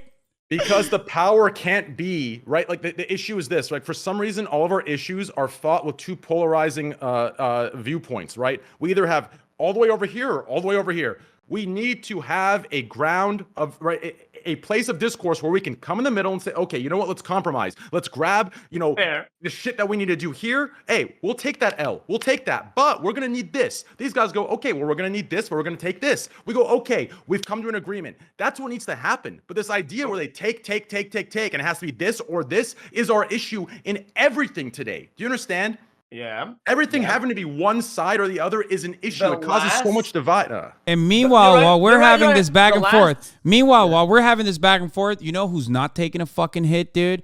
The bosses, the people that have Amazon stock, the fucking wealthy Jeff Bezos. He doesn't give a fuck. He's caked up, okay? It doesn't even matter to him. Because they make money off the fucking bots at the Amazon fucking delivery service that are working with crazy conditions with profit, and then they acquired Twitch, right? But Twitch, this shit is broke. This isn't turning a profit. Well, where do you live in this operation that makes a profit? For them, it's an investment. Twitch is not turning profit exclusively because Amazon literally treats Twitch as a money-making operation instead of offering it more favorable video hosting fucking server costs. AWS and IBS, yes. Yeah. Amazon could internally swap over, if Amazon truly cared about Twitch being a profitable venture, they could literally swap over server costs to offset it off of one of the many other profitable ventures that they have. They're not doing that because they don't want to do that, because they want to increase the pressure on content creators and maybe even possibly take a risk on making the content unwatchable by delivering even more ads to the fucking viewers. Bro, that's like me saying, yo, I grow my garden green beans and I sell green beans at the market, right? Well, now I hired 20 employees to build houses, right? But we're not doing a profit because I'm feeding them green beans I could be selling. Well, in that case, just wait. That's precisely. Wait. That's how all business works. No, that's how all business works. That's how all business works. What you're describing is quite literally how businesses work regardless. Now, either it could be funded by this like endless money supply of constantly fucking raising funds with the ultimate goal of like turning profits someday, whether it be by monopolizing a certain sector like Amazon has done in the form of e-commerce, or any other way by making a competitive product that people actually want to fucking buy. That is literally what businesses do. That's why they fucking take an L year over year over year over year. You think Amazon gives a fuck about Twitch ultimately? You think they're in it for like the love of the game? You think they bought Twitch because they think like, oh man, Jeff Bezos just really loves live streaming. That's why he did it. For Amazon, this whole thing would be over. This is a money sinkhole. If it wasn't for Amazon, it's not a money sinkhole. It's a bet. It's a bet. It's a bet that Amazon has made thinking, and I think that I agree with their assessment of the situation. It's a bet that they've made, okay? They think that they can monopolize the live streaming space. Amazon only does vertical and horizontal integration. They only monopolize. They don't do anything else. They don't have any other interest. They don't have any other goals. That's all they want to do. They want to corner the market so they can set the fucking prices, slowly but surely increasing the fucking wages or maybe lowering the quality of the output. Okay, that's how they did it on e-commerce, and that's like they literally drove small business out of work and then bought them for pennies on the dollar, and that's precisely what they're trying to do with the live streaming space, ultimately so they can just eke out more profits when they are the premium live streaming destination. As much as we should fight to remodel the initial interest, right, and try to make it better, right? I think we can still acknowledge that they bought the thing, right? And overall, what did we get? We got Prime subs and shit, right? We got to keep the lights on and continue this like passion project, right? So yes, we should push, right? But still acknowledge the fact that the lights are still on, that we can still do this shit. When will people understand this? The idea that Amazon, this will be over by now. The idea that like there's no other way to do live streaming services, I think without like Big Daddy Amazon is not a correct notion in my opinion. Oh, who else then? I As mean, Zuba tried it. Own 3 tried it. Who else tried it? Hitbox. YouTube is doing it currently. Because it's the same thing as Amazon, but they already have the fucking servers because of how much video content that they had and their workload. They already had the servers. That's you know who's doing it? That motherfucker sitting next to me on my screen. That guy's doing it. I mean, I can't. Yeah, I can't. Fucking. Wait, I'm doing what? Sorry, Bro, I'm fucking juicing up Kick so hard. Okay, once you figure out the regulation on the platform, it's over. It's a wrap. I'm ready for that $100 million contract so I can start preaching the laurels of capitalism. completely new. Really? He's not even listening. Yeah. When was that? When I was at the club, I heard something else, but maybe. Yeah. So initially that was the plan, but we decided to completely recreate everything because we thought that platform's brand was just like we thought like that was too far. That was like kind of trash. What? What are you talking? I have no idea what you're talking about. Nah. We were talking about the network infrastructure for fucking Kicks. I knew. I think video XUC is not wrong though. I do think that video service, video hosting is incredibly expensive. They just haven't been able to figure out the best possible product of making it work. Like there's so much inventory that you are literally not monetizing right now. That's why they want ads. I wish I could tell you our plan regarding certain like sponsors, and everyone keeps thinking, oh, you're gonna do porn or Trojan sponsors. No, those sponsors pay absolute shit rates, so that wouldn't cover anything at all close to what we need it to. Like it's just targeting the correct. Well, listen. It's targeting the correct sponsors and the correct advertisers, right? So people are gonna jump in. People are going to jump into gambling. That's not it either. And I think when we get ads, I think you'll understand where we're coming from. Like once that happens in the next 2 to 3 years, that's when people will understand, that business model and that approach. But anyways, I think before you speak, XQC, I think you and I agree on a lot, I think we agree with almost everything as far as like, the politics go. Obviously, I'm a little bit more middle. I believe in the polarizing sides are actually the reason where we are in today's world. I think it's just divide and conquer for each respective side. Obviously, given the left is a lesser evil, but I think once you justify lesser from greater, things start getting real fucked up. But anyways, to get to my point, I just think that we need to find better ways, right? So for the streaming thing, right? For the smaller to mid-sized creators getting fucked, like I do think that if we came together or whoever it might be, it's not just on you, right? It could be a multitude of streamers, right, that come together and spearhead something that gives a voice, and not only gives a voice, but actually, right? For me, it's the action over the words. We need to push for ways where we're actually getting shit done, because preaching isn't enough, especially if from the preaching we're gaining, right? It's fine. Like to say that we shouldn't gain from the preaching, I think is an unrealistic standard and unfair. But I think if we're in a position where we're preaching and gaining, we need to take it one step further and try and bring that action into it to see actual change come through. Now, it may seem impossible as individuals, but I do think we're powerful enough to make these things happen. And that's what I like to see. So maybe in the future, you and I will get together and we'll come up with some crazy shit. Bro, and we'll get you're sounding a lot like socialists right now. It's weird, man. You're going to have to talk to Mr. Bezos, okay? Who's because that? Fucking Jeff Bezos, man. You have to talk to him about it, man. Because listen, we're not talk to him, bro. We have our own leverages. Trust me. Listen, the thing is though, is that I do agree though. I do agree that there needs to be some change. In my opinion, I don't think a lot of people are evil at the top. Is that monetizing and keeping the lights on for live stream operations and esports operations is incredibly difficult, and we just don't have the answers, and they don't have them either. They don't have it. Yeah, no, I'm in agreement with you there, and I think that is a literal product problem. Yes, what you're describing is one that a more democratized system of governance would genuinely benefit from. More ideas in this regard. More ideas in this regard. And different ways to like incorporate people into whatever kind of like monetizable products that we can put forward is literally the way forward. In my opinion, it's the best way to do it. And that's never going to happen because, you know, that's just not how the system is designed. We can make you know what? We can make a parallel with this with esports. I wish people sat down and understood this fucking problem. Okay, esports fucking sucks dick. Okay, why? Because people don't buy shit, and they're not doing a profit because they are having problems monetizing their operations. So we're gonna go at fucking Riot Games. Yo, we bought a spot in the fucking in the franchise of Valorant, and we can't make money, and it's your fault. No. They don't have the answers. Nobody does. They have failed as an entity, as a product, to turn their operations into making money for the people that watch, the fans. It just sucks. They don't have the answers.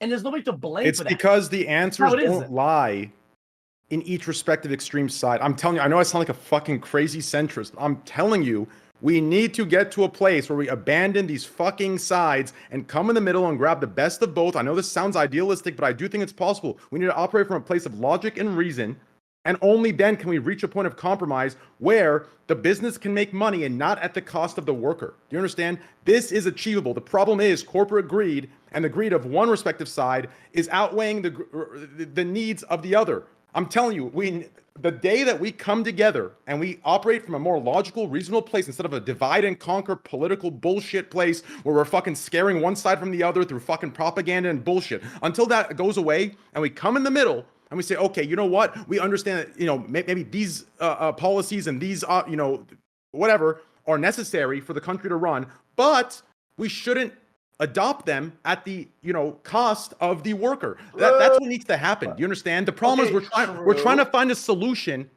on one side. Do you understand? It's not going to happen. In my opinion, that?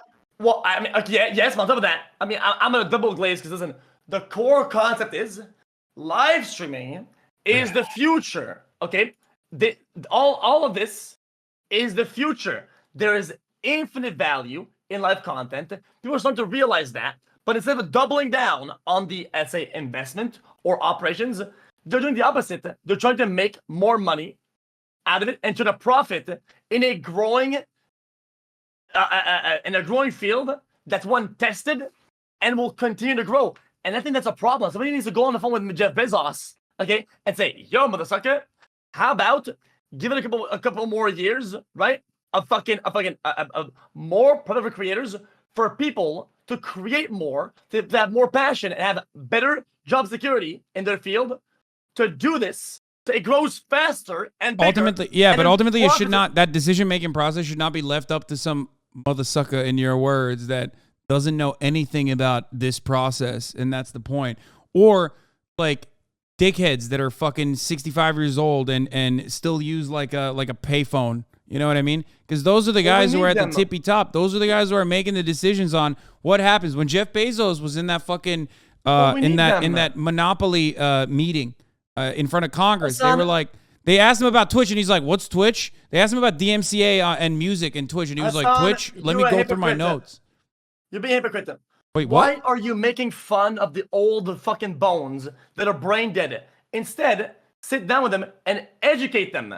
They would love. Jeff Bezos is getting old. You know that you would love to have. Bro, that's what I'm saying. But the point is, the only people who can like get access to them and educate them, which is precisely what I said, is someone like myself. And it shouldn't be that way. That our understanding should be dramatically different. That like everyone plays a role and everyone should have a little bit of a say. It doesn't mean that like the janitor is going to do fucking brain surgery in the hospital. It just means that as far as sanitation goes, they have that covered better than the fucking surgeon would know.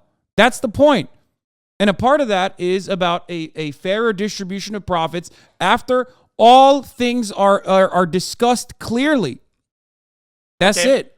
Then how do I make Dan Clancy call up Jeff Bezos and have me, I'm gonna go to his yacht and explain to him all these content, and then I feel like Dan Clancy is probably better off never talking to Jeff Bezos, because if Jeff Bezos even was made aware of Twitch as a platform, I feel like he would just eviscerate us. He'd probably laser Dan Clancy off of his fucking yacht in his like little mecca that he has, and then he would just shut down Twitch in its entirety. So it's better. The less he knows about us, the better it is, I think.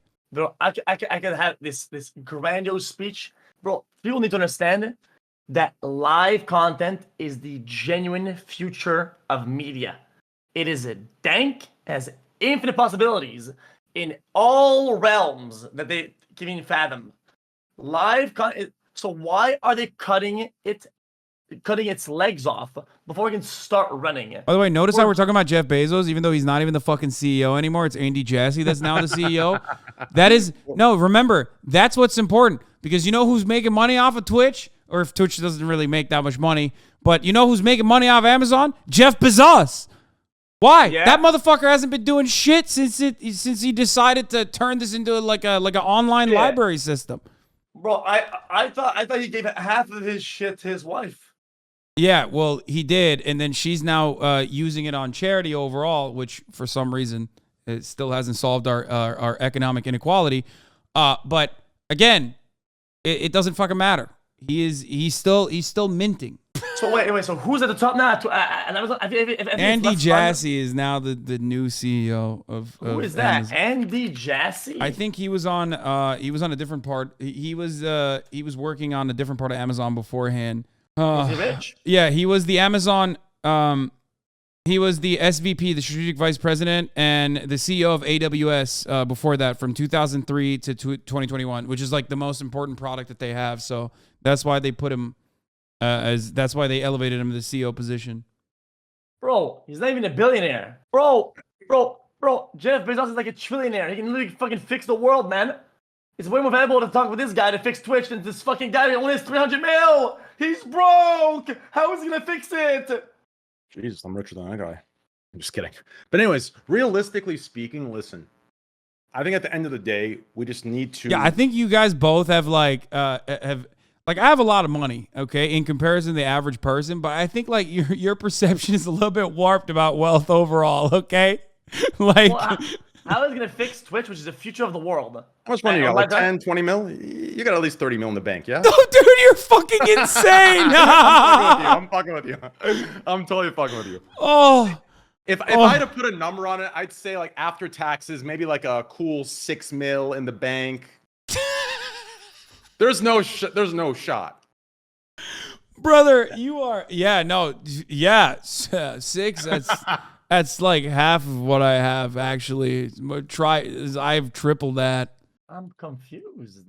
My man. Yeah, bro, no, man. 6 is okay. so. Bro, people think I own a fucking, like, people think I bought this house like literally cash. Like, like I said, I have a lot more money than the average person. Well, to be fair, I've literally put a fucking down payment and bought it with a mortgage. Like, I have a mortgage. Yeah, well, to be fair, that would be stupid of you to purchase that entire house with full cash, right? Like, if you had that kind of money, it's, there's other ways you would go about that. So technically speaking, you lose purchasing power and other things. That's not good. No, I know. I'm saying argue that people that were falls right back chirping at me and still chirp at me all the time, literally are like, why don't you take the $3 million and like, and live in a cardboard and instead like, pay $3 million to me. I bought the house as cash. It was cheap as fuck. I didn't give a shit. Those extreme takes are unfortunate and unfair. Realistically, listen, bro. One of these days, you and I will get together. We'll create some sort of system or push for one, right? Not a charity, something where we actually advocate for something and push for something and get it done to match the words. And then the next thing you know, who knows? Maybe we'll be president and vice president. We'll be running the country. God knows. Yeah, who knows what happens from this point? I doubt that anyone's letting me be anywhere near real power. But brother, but it's been look. I've been live for 10 hours. Wait, hold on. If Donald Trump made it, listen. Okay, anything's possible. Yeah, because Donald Trump is right wing. It's infinitely easier to be a fucking clown ass and be right wing. Like as far as like Joe Biden's criticisms, which he deserves many of, like he also is like kind of fucking conservative, but he still went through the proper fucking ranks in the Democratic Party. He advocated to fucking melt the poor. I'm gonna get a lot of hate for this. He was the architect of the crime bill. I'm gonna get a lot of hate for this, but I really, really I'm telling you. The only future I see where we're actually progressing as a society is the one where a centrist is in charge. And I'm not talking about some spineless centrist. I'm referring to one that's guided by logic and reason. I truly believe it. These political sides are both just fucking. I'm telling you. Listen, y'all can hate me. Listen, just wait. In 20 years, there'll be a fucking statue of me. Bro, okay? there's no. Dude, in my opinion, if you're full left on both economics, politics, socioeconomic, if you're full left or full right, we have a centrist in charge on all topics. You know what? I think you are a radicalized moron. No way everybody accepts all the concepts of like being left or right and all of them. No shot. It's a mix of both. People are delusional thinking that people are going to be pure left or pure right. That makes no sense at all. So we already have a centrist in charge. His name is Joe Biden. He has always consistently been one of the most conservative Democrats, like even keeled in the middle of the fucking political spectrum the entire time. Hillary Clinton was definitely a centrist but I'm not too. referring to a centrist in that light. I'm referring to a centrist in the light of like policies and politics, right? Taking from both areas, right? Like what? What would you like? This is a conversation that I have with people on the right all the time. It's like I would love to know what is a right wing value that you think it should be implemented. Well, this we can save for the podcast. Okay. Or should well, no, I gotta give us one. Give us a taste, man. Yeah, I want to hear from XQC too. He's the one who's saying radicalizing dumbass Andy is what he said. Utopia Andy. People saying, oh. Okay. No, don't listen to that. Just tell me what you think is a right wing value that we should implement. Bro, I don't know what values there are overall. I don't watch the news. I just Then why are you saying that? Guns. You Pepega motherfucker. Guns, then I think guns. What about guns? What's it? People that are right, don't they want like more guns and shit like that? Yeah, they want everyone to be armed. You want everyone to be armed? Okay, not everyone. Okay, that's not a right wing value then. You want reasonable restrictions on guns, but you want people to be able to shoot guns if they want to? I think you're a radical communist now. Genuinely. People that want to have the ability and know and want to spend the time knowing how to use a gun should be allowed to have a gun, right? I think they should focus on fixing the people. Okay. Quick question. It is not a gotcha, okay? Because I think you and I are in agreement on this. I can answer after, by the way. Do you think that there should be restrictions akin to a driver's license, like licensing system on the ownership of guns? Like if you want to get a gun, you can be able to get a gun. You should be able to get a gun, but you have to demonstrate that you know how to use it and demonstrate proper safety measures. Fuck yeah! What the fuck? Dude, you're a radical. You're a radical psychotic leftist. What the fuck? You are literally Mao and Stalin and Karl Marx together. That's how these dumb motherfuckers in America operate. You just said exactly what I believe with respect to gun control. That is not a right-wing value, motherfucker. That's a left-wing value, technically, with respect to how Americans operate. You're fucking Canadian, dog. What kind of right-wing attitude do you have? Give me another one. If you don't have gun etiquette, okay, if you purchase a gun and you know nothing about it, it is more of a threat to everybody and yourself than your target. That's just what it is.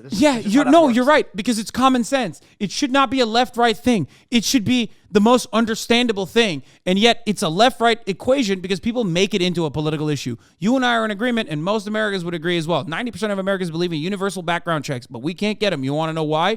Because there's one thing that's more important than whatever the Democratic Party claims or whatever the Republican Party claims. That's all fucking theater. That's all bullshit. You know what's important? Making money. You know who makes money? Gun manufacturers. You know what they don't want? Any kind of fucking restriction on who can get a gun.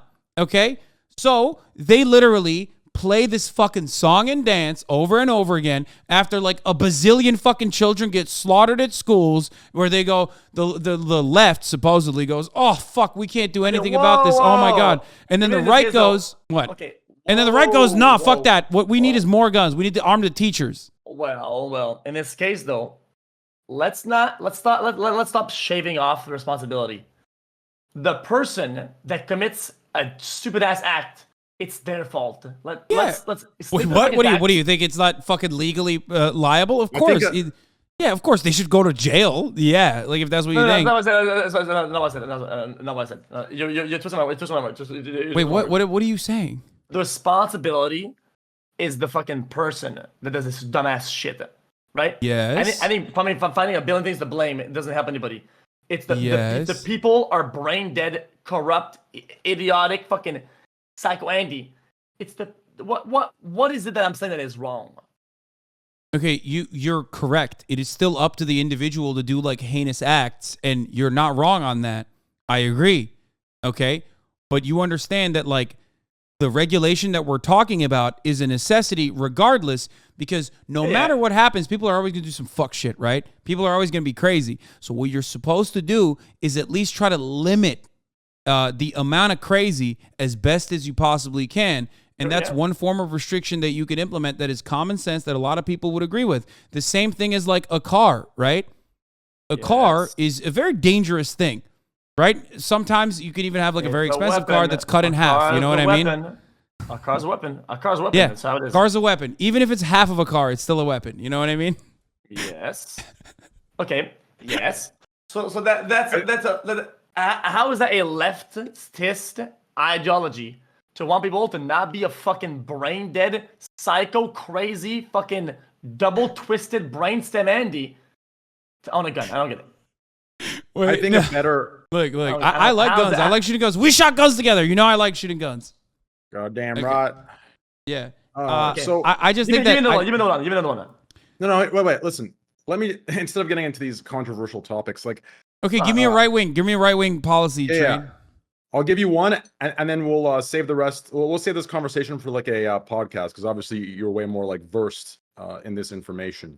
But I think a good one that could work in conjunction, right, with a compromise of left-wing values such as healthcare and education. If we can find the mixture between the two. Okay, what's a right-wing value on healthcare or education that you agree with? No, wait. I'm saying that what I'm about to say, if we find a way to make it work with compromise in conjunction with a healthcare system for the people who can't afford it, that should be a basic right. An education system that pushes for educating the average citizen, right?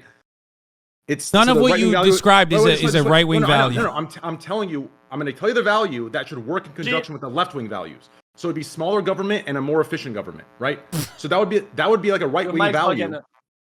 Hello? You want a smaller government, which a more efficient government. You want a more efficient government in conjunction with leftist programs or leftist policies. Got it. Love that. Agreed. As far as smaller government goes, okay.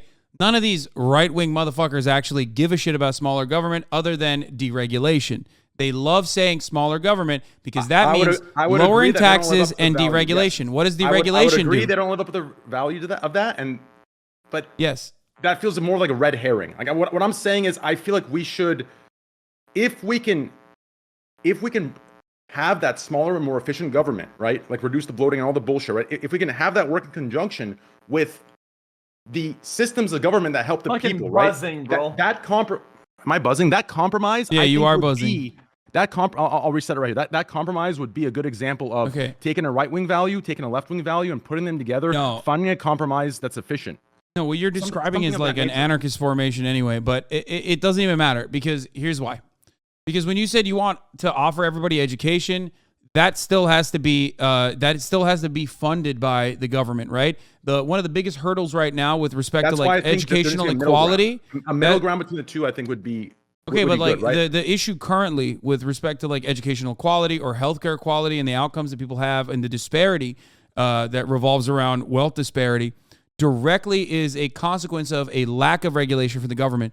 If there was more regulation, here's a good example of regulation that you would like. What we need, regulation in the form of price controls for things like insulin. We need the auditing of each branch of government, right? The auditing of each branch of government. Like these kind of things need to be implemented. Okay, but so the auditors would be more government though. So you have unironically advocated for more government. That's why in a more efficient government, for a smaller government, those parts of the government can stay while other parts go, right? And what those parts that go are, we can go further into like on another conversation. But I do think that is a good middle ground, right? Taking a more efficient government, right? Keeping the branches and adding branches that audit, that regulate, that make sure there is no bullshit, spending and bloating and all that bullshit that's going on. And then implementing it with leftist values of government, right? If we can find that perfect where's the middle bloat, ground. though? A lot of what you're just basically describing is get rid of the military. Like that's one form of bloat, if that's what you're saying. Right wingers consider a form of bloat to be when you are no longer a productive worker, like when you retire, when you're in retirement age, where you're no longer a productive laborer. You shouldn't be able to get Social Security. Sir, like that. Sir, I watch the media on Twitter. Okay, this is new. I get my news from Twitter. How come leftist radicalized cockroaches are like spend $0 on military, stop spending on military, lol, stop, and then so that happens in Ukraine and another country. Please help them fast. Use all the. It's because of your misunderstanding of what it means to be a leftist or a liberal. These are considered to be like in the same bucket. Okay, that's what it is. That's why. Look, the amount of people that are saying true in your chat is so funny. I know none of these motherfuckers watch me now. This is what I know. I'm trying to understand. No, liberal. That's what I'm saying. Because liberals and Republicans ultimately align on certain values, especially when it comes to an inflated military budget. So there is no dissent on America's endless spending on the military. That's it. That's literally when something pops off. Then what do they send? Some fucking guy on a Vespa with a fucking Glock or some shit? Who's gonna help then?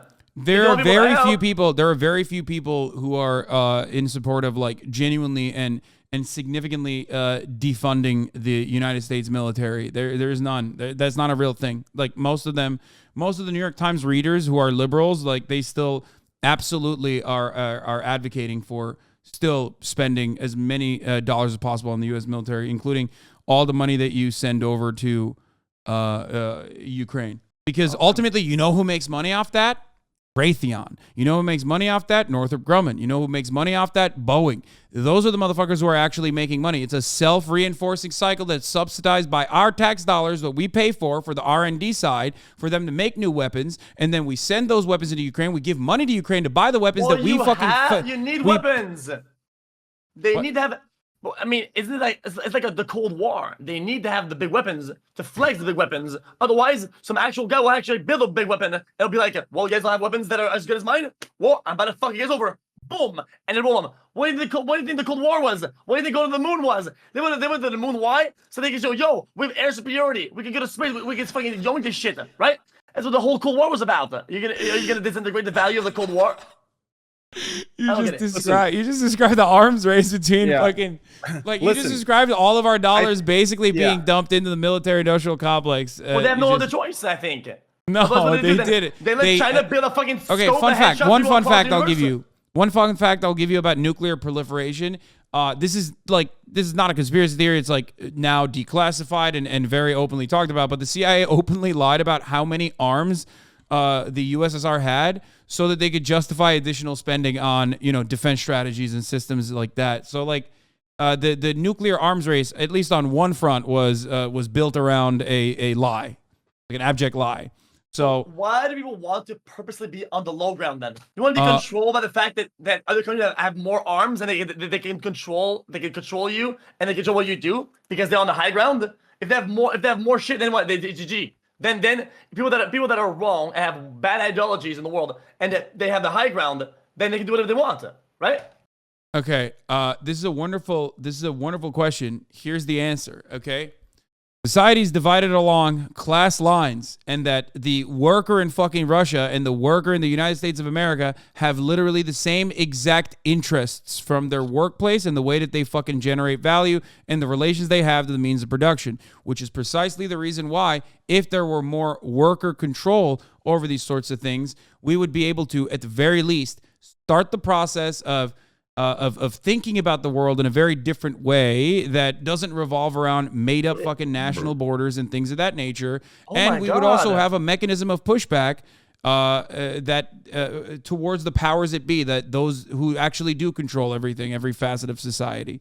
Okay, you know what, Hassan? I think that one of the main problems with your thinking, is you forget to remind yourself that humans are humans and we are just a bad, flawed species.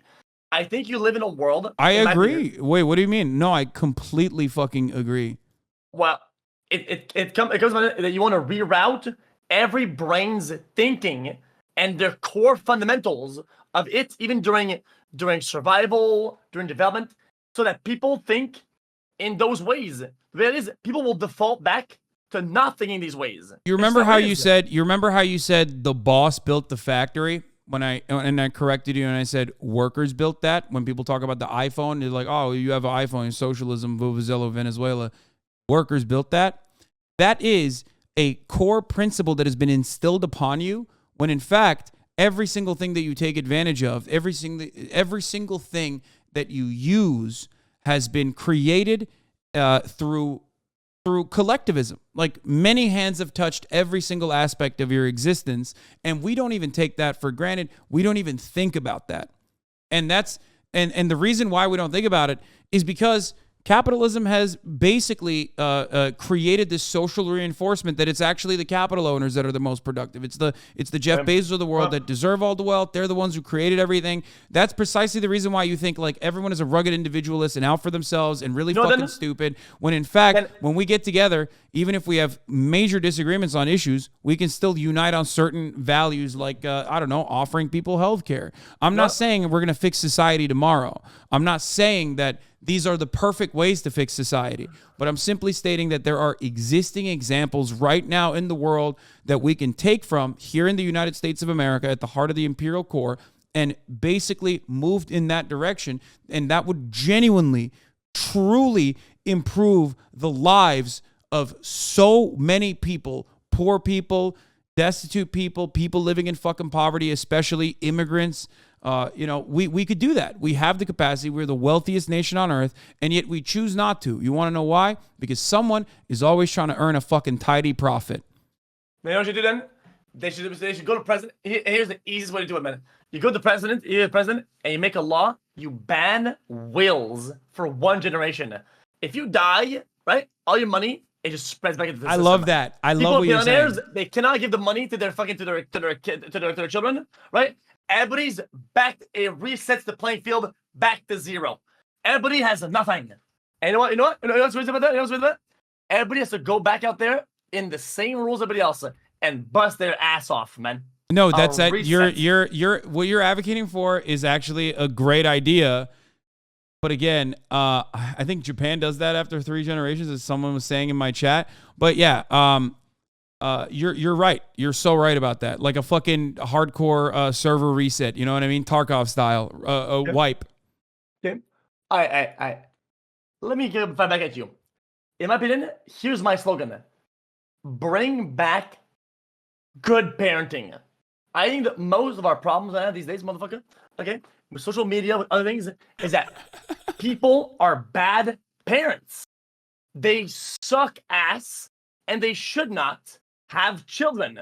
There should be a ban on being dumb as fuck and having children. Sorry, I said it, man. I said it. I think the first thing what you're describing is something that, I don't know if you know the implications of what you're saying. There some other people made that argument as well. I'm sure you didn't mean it in that way, but that is a conservative argument.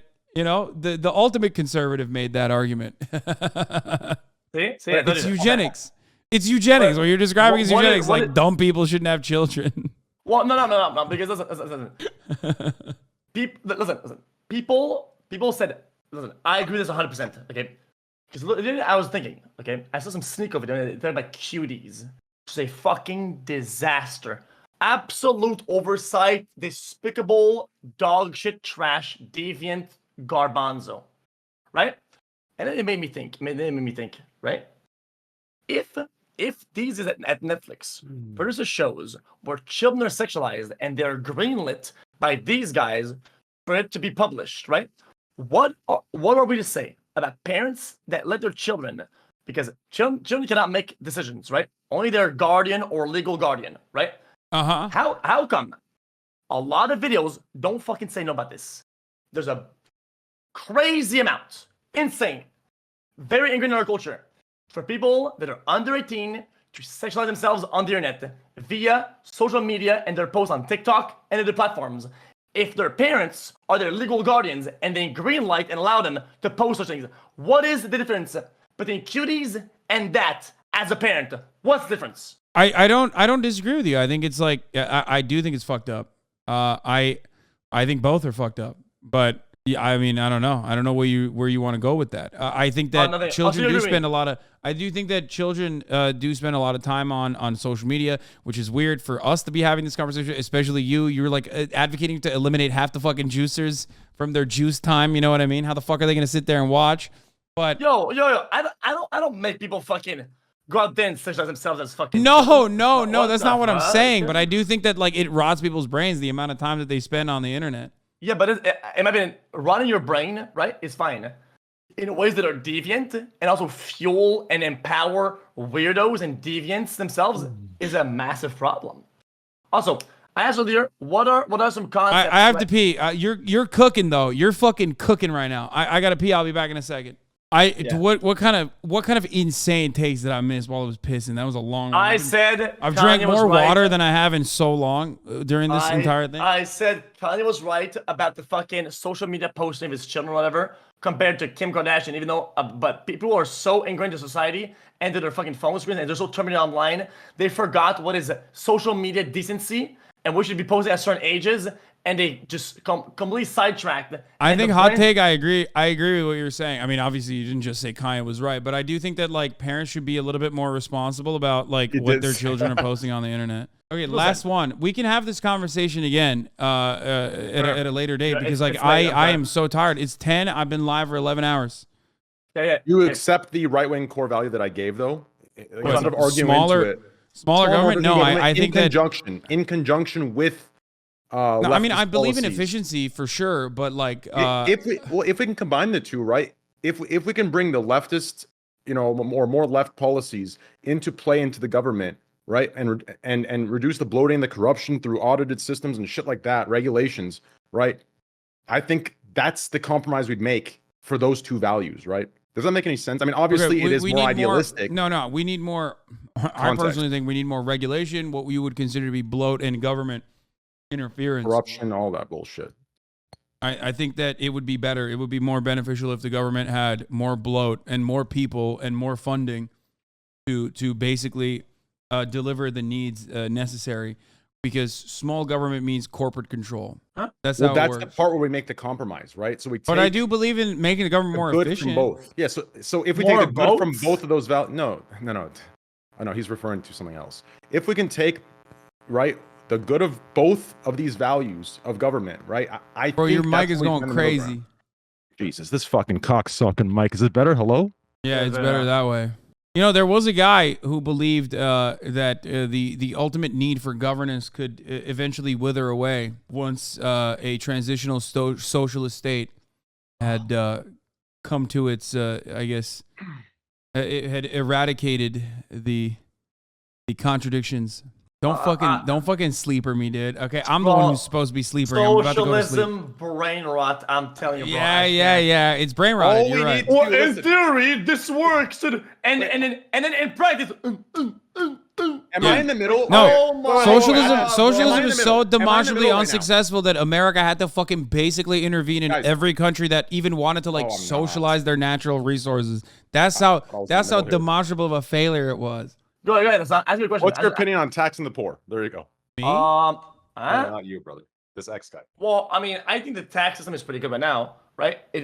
The problem is the fucking tax loopholes, and also, I mean, the tax should be way higher for the way richer, right? But I think that the tax brackets right now are pretty decent. I do think, though, that the taxes are a little bit crazy. It's where the money is going. That's the issue. Early brackets, I think people should be given a chance a little bit. Also, I know this is impossible to enforce, I assume, but I think when people are starting up, right, and they're starting to like go into they come out of school, right? I don't know why they are taxed the same, right, at age 25 than at age 50. The same percentages if they make the same income. How does that make sense? When you're young, you're expanding. You're coming out, debt from college. You're just starting to fucking boom, and you're gonna pay the same amount of taxes as somebody who has the same income, but that's like older. Bro, come on, man. You're just expanding. Why cut the legs of somebody who's trying to fucking jump like a fucking grasshopper? If you want to know the real base take, bro, listen. Here's all we need. Okay, we need a socialist that's a capitalist in power. Do you understand that preaches both sides, both the good that can come from both, right? And that's that. So all we need, all we need is we all come together and we start, practicing what we preach. And hey, we start the changes. That's it. Yeah, we just got to make systems. That's right. Yeah. I know you're memeing it and you're trolling. I'm telling you, bro, if we start, I'm telling you, you're laughing, but if we actually get the action, Yeah, you know, 501 implementation- Systems 3. That's how we. No, That's no, how no, we no. rebrand. Yo. Ask me again. One last thing. Ask me one. Give me any topic that's like not even controversial, right? Like you could be right or left. Ask about it, and I'll give you my take. Without even looking at chat or anything. Go on, say it. Before we do that, Do it. I'm not gonna cancel. Before we do that, Bro, I'm before we trying do to that. go to sleep, dog. It's Okay, go to literally bed, 10 p.m. I'm out. Yeah, before we do that, let's listen. Do you agree at the very least? Like you're memeing the systems thing. Do you agree at the very least that if you preach what you preach, right?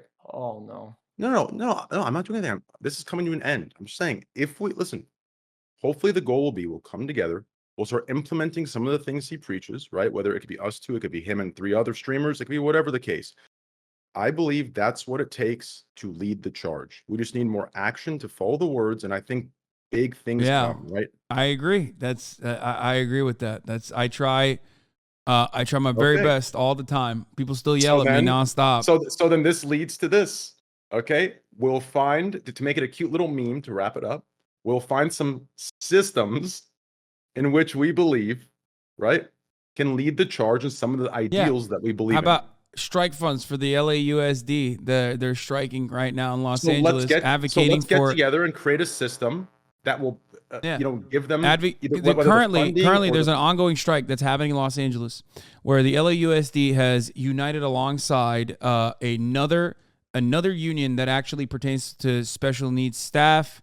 I believe janitors as well, in the school's cafeteria staff as well, that are also united, are advocating for a strike.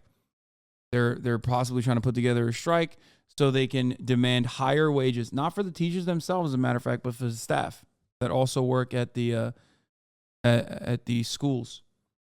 And I think that they will need some strike funds. They will need to get the word out. How come teachers aren't paid more when they're literally shaping the future of everything? How does that's it a great question. Sense? That's a big issue. That's a great question. I agree. That's incredible. That's a big issue. Yes. Yeah. Well, it's because education in America, period, is an issue. Yeah, education is severely underfunded. The Democratic Party, alongside the Republican Party, has done everything to undermine public education every step of the fucking way. It's underfunded in most places, with the exception of European social democracies, as a matter of fact. And an advocacy surrounding that is almost impossible because, like I said, even the Democrats want charter schools. Republicans just want private schools with like religious exemptions where they can just like do whatever the fuck they want. And Democrats also advocate for charter schools as well. And it's really awful. It literally takes funds from the already crippling funds that public schools have, and feed them into this unaccountable third-party organization that can just shutter schools at any given basis. Damn! Every time I hear about these, bro, as soon as things get like a lot of heavy, I'm going to. We can end the call here. This was kind of productive, to be honest, on certain grounds. Also, it was counterproductive or productive? It was productive. It was productive, bro. Every time that we go deep into some topic and the big words come out, I just go. Okay, I'll describe it with simpler terms next time. I gotta ask ChatGPT to help me. Yeah, I mean, this ChatGPT opinion that I got right here is just on point already. That you saw. Wow, just on point. All right. Well, thank you guys, and I will see you tomorrow at a later date. And Train, you can come on the pod. We can talk about it.